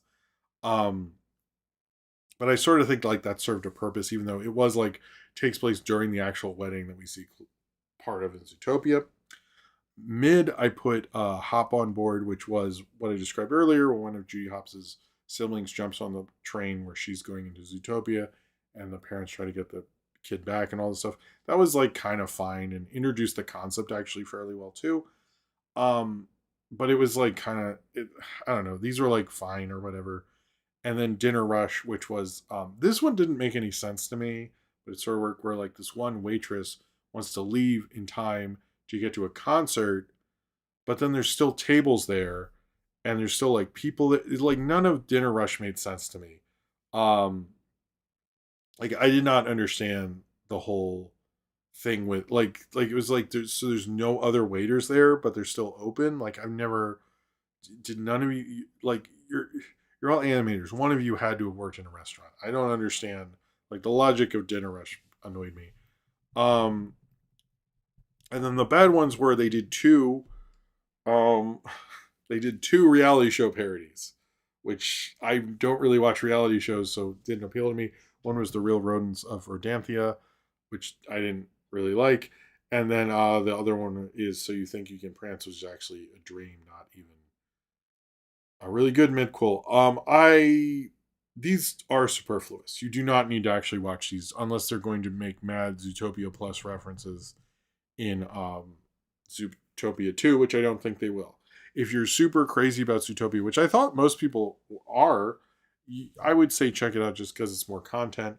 All the things of Judy Hopps and uh, Jason Bateman were archival, as Nick Wilde, sorry, were archival audio, which I'm assuming Disney paid for. They did get everyone back, including Idris Elba. It didn't sound like Shakira, but apparently it was Shakira, so I'll just take their word for it. Alan Tudyk came back. Um, Bonnie Hunt, all that stuff. I You don't really need to watch this, and I think it does play like, okay, we had to do this. It is directed by two people, Josie Trinidad and Trent Corey. Josie Trinidad is one of the directors on Hex, which is a Disney original movie, I believe. And then Trent Corey went on to direct Once Upon a Studio. This isn't very good. it's honestly just for huge fans of Zootopia. I think if you had done more stuff like crazier stuff to be a midquel or like explain some of like the past of Zootopia, I sort of get the purpose of it. But like having like first of all, two reality show parodies, too much. Like you just did I don't and I didn't understand like the whole like rodents thing, like it's like explaining the girl before the Judy Hop saves her from being crushed by the donut. It's like I sort of get that, but the Idris Elba and the cheetah with the so you think you can dance thing, I didn't really get it. I think this is I wanted to talk about this because I actually really hated how many credits there are with it. That's but um, sorry, I just really didn't think it was very good. This doesn't make me feel the best about Zootopia 2, but I did want to bring it up because I wanted to refamiliarize myself with the world of Zootopia. I hadn't really gotten to dig into this, and I wanted to just to like see the other thing there. I wish this had been better. And one thing I think that really hurts Disney in general with the streaming stuff is they never go, hey, can you just like go off and like we have this really interesting spinoff. We never really say that, do we? We never have like a Mighty Mouse The New Adventures or something for the Disney stuff. It just feels like these people were look at it as a side thing that they did for some cash or something. And I wish like as much as Duke the Musical and Godfather the Bride are not really great, they at least like offer something different and like something to the Zootopia world and do something different. Just the others like, I wish they had kind of done something interesting with it. And I think the thing that worries me about doing more Zootopia is the original surprised people. They didn't expect all that it was saying, and it played as a good like kind of cop movie. I was compared to 48 Hours. Um, which is only me, I think. And I wish they'd kind of like gotten more into that spirit or done more with different genres that were not just fucking reality shows and done different things because the two I really like were the ones that like really went off on their own thing and the ones that are just kind of Zootopia stuff I'm like and then the bad ones were just not really interesting. So um Zootopia past addressing Zootopia colonialism. I like that. There's really this wasn't very good. It feels like kind of the streaming slop when Disney was just like, what can we get out on this? What else could we have of Zootopia? What more content could we make? It wasn't anything interesting for people to watch. It was just content for content's sake. And that's how this plays. It doesn't play as anything new. It doesn't play as anything unique, unfortunately. Which stinks because I thought Zootopia was a lot more unique than you ever would give it credit for. This plays what you kind of thought Zootopia would be when you saw that first trailer and saw the anthropomorphic animal thing. And that's actually really disappointing. I'm hoping Zootopia 2 is a lot better than this. Because I think Zootopia and why we still talk about it is because it had a lot of promise and was fun and was interesting. And this kind of fails on all of that. Okay. I don't know. I just thought, sorry, part of reviewing stuff is you don't always get to review good things. All right. Let's get to the Patreon questions. I will write questions below. Anyone wants to get the lights to flash again, let me know. And I appreciate anyone who's got super chats. I'm sorry I have to keep saying that. All right. I'm gonna do Sinrams first because he is doing the timestamps. It's the year 2030. You are in charge of a social network cast reunion. Do you invite Armie Hammer, Dakota Johnson? What about Josh Pence, the guy who was the other Winklevoss, whose face and voice were replaced by Hammers? I think Dakota Johnson, yes. Armie Hammer, I don't know what's going on with him. I mean, he'll probably be president in 2030, so he'll be too busy. But I would invite the other Winklevoss person.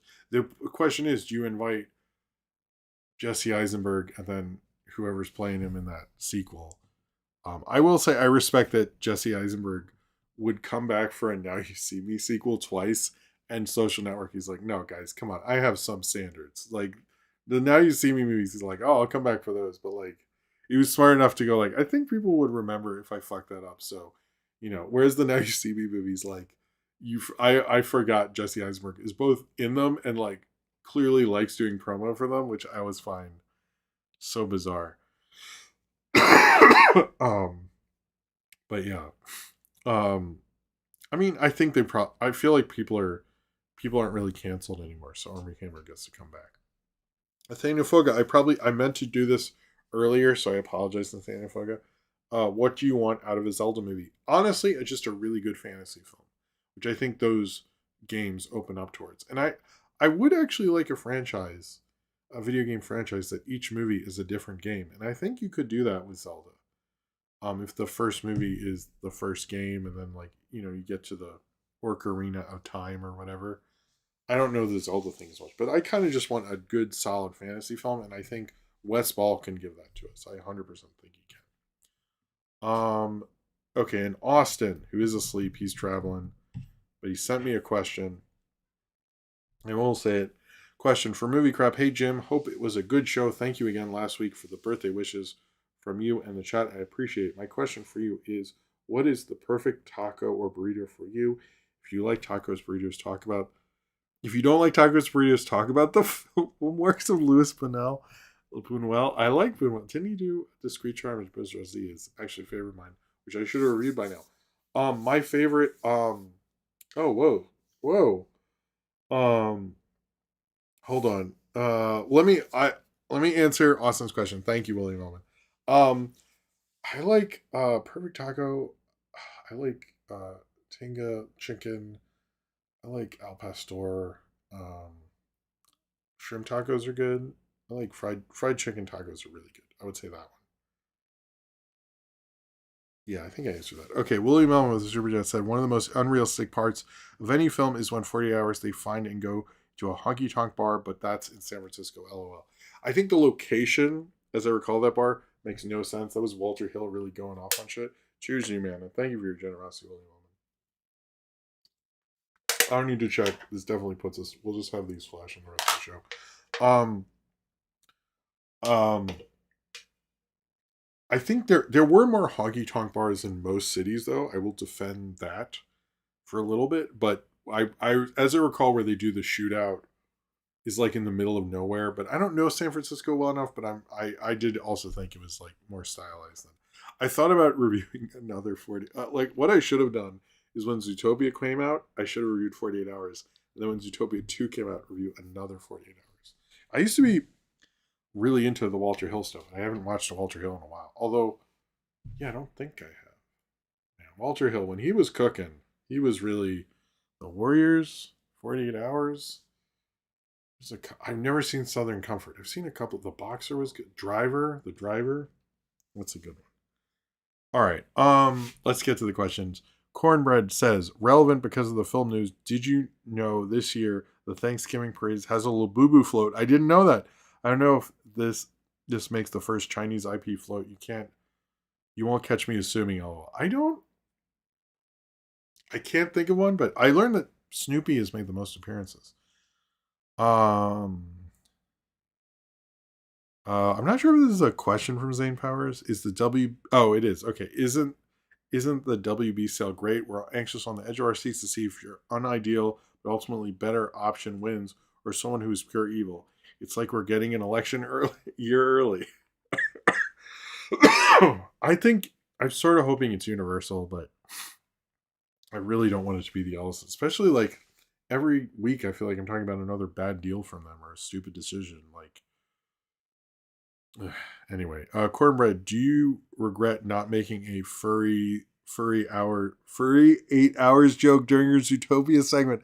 Oh my god, man, I will say every review of that, because I remember when I made mine and I watched everyone else's, every first line of everyone's review was, oh, the furries are gonna love this. And I was like, I think I was talking to a bunch of people and I was like, what, why were you guys focused on that? It's like, I think some of them were more into the furry film. Zootopia short and film noir Mandela butterflies, but furry 8 hours is an amazing joke. If that shows up in my Zootopia 2 review, that's furry 8 hours. That's respect, man. Embla T, the sound of children used to be music in my ears. Now I can't stand them. Why is this generation so cruel? I get, sometimes I think when you're younger, you're like, wow, the next year is gonna be great. And then when you're older, you're like, just shut up, I'm tired. I guess I don't know. That's an interesting quote, MLT. Zane Powers, don't you wish the comics market was still catering towards speculative buyers like they did in the '90s? No. Although when I was a kid, it was fun because you're like, "Ooh, cool! This cover is like shiny and has a hologram." It was cool when you're a kid, but like now when I look at them, like he's like when I look at pictures of them or look at my dad's comics from that time, I'm like, man, they were like really catering toward it, like to a gigantic. I mean, I think it's fun and part of like comics should be fun, but they just went too far with it. Medela Butterfly, remember Gigantic? Should Disney try again with Jack and the Beanstalk movie? Yeah, I mean, I they've done everything else. Although the problem is there's already a fairly influential anime Jack and the Beanstalk, so I think doing better than that, I think, would be pretty ridiculous. Embla, I mean, it would be hard because people would be compared to that. I don't know. I don't think they have the sauce to do that, but I'm sure they do their Disney one, and someone would sing a song about being too big or something. You know. Embla T, after seeing chronology of Water Tomorrow, what if David Ehrlich was right that there's a difference between movies that were shot and directed? What now? You know what? Maybe David Ehrlich is right. I didn't realize it was David Ehrlich who did that quote. By the way. It was just such an amazing like that is. I love when critics give on not thinking about it a really pretentious opinion, and like some movies are shot and so Jesus, what a fucking idiot. Nathaniel Fogo, worst Weezer album. To be honest, like I think the last one I heard was maybe Make Believe, and I remember I was like, I'm out. So that one, because the Green Album was like, oh well, they needed to come back. The Green Album was really the Force Awakens of its time, but the rest are just Rise of Skywalker in my mind. After that, you know, it's like Pinkerton Blue Album, fine, but I get a lot of Weezer questions. What's up with that? Favorite little shit characters, Zane Powers. Maybe the Bowery Boys. One of the Bowery Boys. We need to talk more about them. Do you want? And they'd show up in like they're in a boxing movie. I like back in the day where they had characters show up in movies. They would just have them show up in the most random ass shit, and like we don't do that anymore. Everything's got to make sense. Like the Bowery Boys, I think they showed up in Buzley Berkeley's boxing movie in a field, which doesn't make any sense, but like you just like went with it. We need to do more stuff like that. Isn't the Bowery Boys or the West End, the Lower East, whatever? I don't know. Sorry. Does anyone know what I'm talking about? Probably not. Nathaniel Fogo, do you want to see the Alita sequel see the light of day? I wasn't the biggest fan of it, to be honest, the original one. But I kind of want James Cameron to sort of just go off and do what he wants. Even though I guess he is doing that, but like I want it to be a more interesting, weird way, and I think that would be. I want him to direct it, but if Robert Rodriguez, I kind of like let them decide. So cornbread, I turned you into a Funko Pop and posted it in the art channel. Is that a hate crime? Should Funko Popping people be an act of violence? Should we pass a law on that? No, I will check it out. I mean, I'm curious. I didn't know that. Sorry, I need to get better at checking everything. To be honest with you. How many people did you know who saw the Social Network and thought Mark Zuckerberg was the hero? Zane Powers. I heard at the time that he paid for like all of Facebook to go see it that weekend. I was like, wouldn't you leave? Like, oh man, you kind of like, how would you? Anyway, Sinram, a Chicago insurance company with a catchy jingle was released an AI commercial in which aliens arrive and sing the jingle for the press. Should I commit arson against this company? Well, open an insurance claim on them first. That's what I recommend. Nathaniel Fogo, worst 3D movie. I think it was called Sanctum. That was probably of the 3D era one of the worst I've ever seen. And that would be in my all-time worst theater movies I've had since I've been doing these. Probably that one and like that Die Hard movie wasn't in 3D, so I think so. I can't think of the Pirates one. At least had one 3D shot, but it was cool. Like the sword came out of the screen. Like some of them would just have one shot, and you'd be like, "Ooh, cool shot," but that would be it. But I remember Sanctum was pretty bad, and they were like selling the 3D because like Cameron produced it, and it was real bad. No one talks about it now. It was there's fun bad movies like War of the Worlds, and there's like bad movies like Sanctum. And unfortunately, the Razzies will not do the bad movies. Embla T. There's 3 movies: Dune 3, the drama, and Odyssey, all starring Zendaya and Robert Pattinson together next year. What's that about? Oh, that's I didn't think of that. They're both very popular to casting agents, so yeah. Zane Powers, thoughts on Kevin Spacey saying that he's homeless because Hollywood hasn't forgiven him yet. Apparently, he was like kicked out of his home in Baltimore, which I was like, okay. I'm. I would love to hear what John Waters. A lot of people were like, that should be a John Waters movie. I was like, well, none of y'all would pay for it, so. Um. Anyway, I was so excited for that movie, and like bothers me. And people are like, that would make a great John Waters movie. I'm sure it would. Anyway, Zane Powers, best and worst movie Guy Ritchie could direct. Okay, could direct. Any of his studio stuff. Best, I think he should do more British gangster. I think he's more.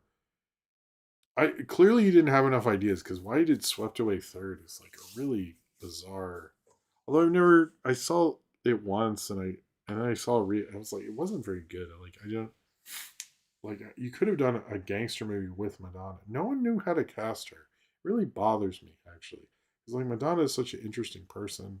She's put out a lot of great albums. Even like Confessions of the Dance Floor, or whatever, became so influential, and that was like pretty late in her career. And like you could have done something cool with her, and everybody would just like misunderstand her. And like if you had like a gangster movie starring like you had like what was it called? The like they call her One Eye, or is it the one where like the girl's silent and it's like a death wish thing? I have it on Blu-ray. I need to review that too. It's like she could have done that. You just never knew how to cast her. Anyway, sorry, rant over. Cornbread, I noticed that you've been pretty pleased with the Zelda movie news, but I noticed you didn't even mention Link not wearing the stupid elf hat. What the fuck? It's not. If it's not in the trailer, we write. I mean, he probably wears it at the end. I don't know. Yeah, he doesn't wear the elf hat. Sorry. What's the best Killer Animals movie? Well, I mean, it's Jaws, but other than Jaws, I saw Cujo recently, and that was fun. It didn't make any sense, although it was funny at the end. Like, we're saved, you saved us, and then like, but her boyfriend or her guy she's sleeping with on the side like destroyed their house, and like I like that like that movie doesn't address that like she got attacked by a dog for 2 days, and then they're like you can come home, but it's like well not really because there's cops there, and like the guy you're sleeping with just like stabbed her bed for no reason, but if there's ever an epilogue I want to see is like her being like what the fuck like that's just anyway.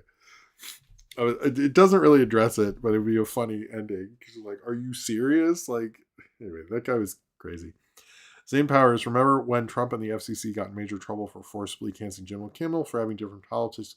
Was going to totally work out this time with ABC, right? No, I don't know why he's really going too far with that. Zane Powers, boy, that Dana Terrence must be feeling pretty foolish now, telling people to pirate Disney. They won't want to work with her now.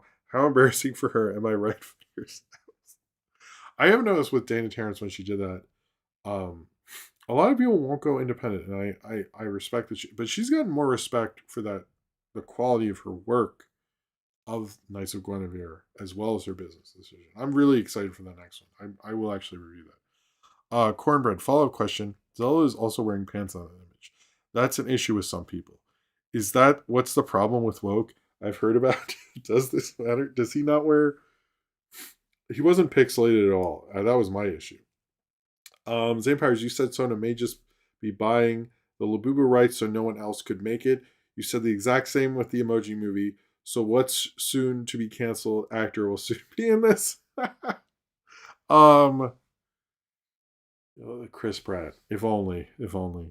Um, Sinram, have you seen the Walter Hill movie Johnny Hanson with Mickey Rourke? No, I haven't. I don't know his 90s stuff. I know more of his 80s stuff, to be honest, but I haven't. I should, because I like what he was very good at making very economically tight screenplays, and I don't think he gets enough. I mean, he also, he wrote the Alien, and he helps write all the Alien movies, I believe. Cornbread, this isn't a joke. Don't worry. This is a joke. Sorry. Do I at least get an attribute for the millions you're going to make off my furry 8 hours joke? Here, I'll write in the description joke by Cornbread furry 8 hours joke. Super Kirby dude, favorite Thanksgiving food always mashed potatoes. Embla T. Charles Dance played Frankenstein's dad twice. The Max Landis written one a decade ago. Oh god, I forgot about that. What was that like? I don't even remember what it was called. I noticed people also forgot Yo Frankenstein as well, unfortunately. Or fortunately. Do you think he noticed that or forgot about Victor Frankenstein? I don't think Del Toro remembered Victor. I'd be surprised if anyone brought it up. Even Charles Dance is like, I did what? What? What I do? Okay. William Ellman, could Disney do a live action remake of Steamboat Billy and reshoot Steamboat Bill Jr. with new actors dressed as mice and cats? Call the Hundreds of Beavers guys and do it. That'd be awesome. Zane Powers, have you also been getting those ads for Kalashi? Sometimes, but not as much as you guys. I'm sorry you are getting those. Zane Powers, a local arcade store near me uses AI art for their posters outside. Should I commit arson against them? I mean, I'm not saying you should, but I'm not saying you should. But for legal reasons, I'm saying you should. Christian Gutierrez, what would be your pitch for a Jumanji style film? As in, you can pick the genre aesthetic of the game and even have the media of the game be different, not a board game or video game. Oh, that's interesting. I wouldn't mind an open world thing. Like video game. I'm not a game person. So that's probably maybe a card game. And you're just seeing it through, or like a role playing game. Maybe that. Anyway. Who would win in a fist fight between Lou Costello and Bud Abbott versus Jerry Lewis and Dean Martin? I'm sorry, Abbott and Costello are winning that. I don't think Jerry Lewis could do it. As much as he would say he could have, but you know, I remember watching Barry Berries when I was thinking, is that because you're 115 or did you actually? I'm just curious. Sorry, I'll stop that continuity if you want me to. Cornbread, should we commit arson against that AI dead ghoul grandparents company and then blame the AI grandparents instead? Told us to do it. I love that. That's amazing. Super Kirby dude, best smiling friends character. I think maybe Pem. Well, I'm probably an Alan, to be honest. Nah, I'm probably not. So they're planning for a Minish Cap movie? What? I don't understand that. William Allen, what is your favorite book that has never had a movie adaptation? Oh, um, was it Confederacy of Dunces? I actually I read that.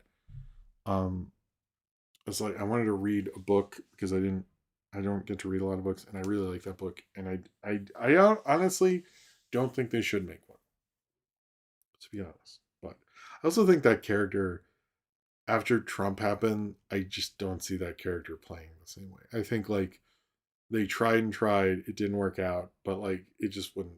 I just don't. I actually think it would work better animated, but I think, yeah. Zane Powers, Jim, I looked up Bubble on YouTube to listen to a song, and the first result was a video saying the AI bubble is actually false and will never pop. I guess we were all wrong, huh? Yep. We'll see. And Zane Powers, should the next Jumanji reboot be an ARG? Sure. I don't know what that is. Anyway, all right. It is late. We've done the show. I hope you enjoyed the show. If I do not see you next week, I will see you after Thanksgiving. So I'm just going to say, we're just going to prepare that there isn't going to be one next week. Have a happy Thanksgiving. Do some cool stuff. See the Mario float balloon, which is crazy that that's the first time that's happening. It seems like one of the things culture should have taken care of by now. What Minish Cap movie is the Zelda movie where it's Link's hat comes to life and is like his comedic sidekick, and the hat could say, "Excuse me, princess." Awesome. I hope somebody says it once in the movie. If they don't, I'd be really disappointed. Anyway, yes, I hope you like the videos. I hope you like the rest of my sort of Frankenstein series. I'm hoping to have Del Toro's out Saturday, but we'll see how this world is and everything. But I'm fairly certain Son of Frankenstein will come out tomorrow. Thank you all for watching the videos and throwbacks and everything like that. I hope you guys see some cool movies. And Stranger Things, I think most people are going to watch. I think it comes out the night before Thanksgiving, I heard, at 8 o'clock. So, or just see a cool movie that you want to see to avoid your family or something. I believe I'll have a bunch of throwbacks coming out that weekend. So if you do need stuff to do, I will be providing it through older stuff, as well as I think I'll have new videos and all that. But anyway, thank you very much for being here. Thank you for your support. I want to thank the I almost forgot to do this and I didn't. I want to thank everyone who gave a super chat tonight. Those being Bloxy Oxenwinkle, Alex, Medela Butterfly, Will, Sinram, William Elman, Will, Thanafoga, William Elman, Super Kirby Dude, and William Elman. Thank you very much to y'all. Have a good night. Take care of each other. Be nice to each other. Be nice to your family. Only deal with them if you have to. Oh, augmented reality game. Oh. Yeah, that could work. And only they can see it? I don't know. Or only if you're doing it, you can see them? Whatever. Anyway, thank you to Sinram for doing the super chat, the timestamps. Thank you all for being as cool as you are. Have a good night. I will see you next time. And subscribe if you would like to. And have a good night. All right, peace. Bye. Or bye.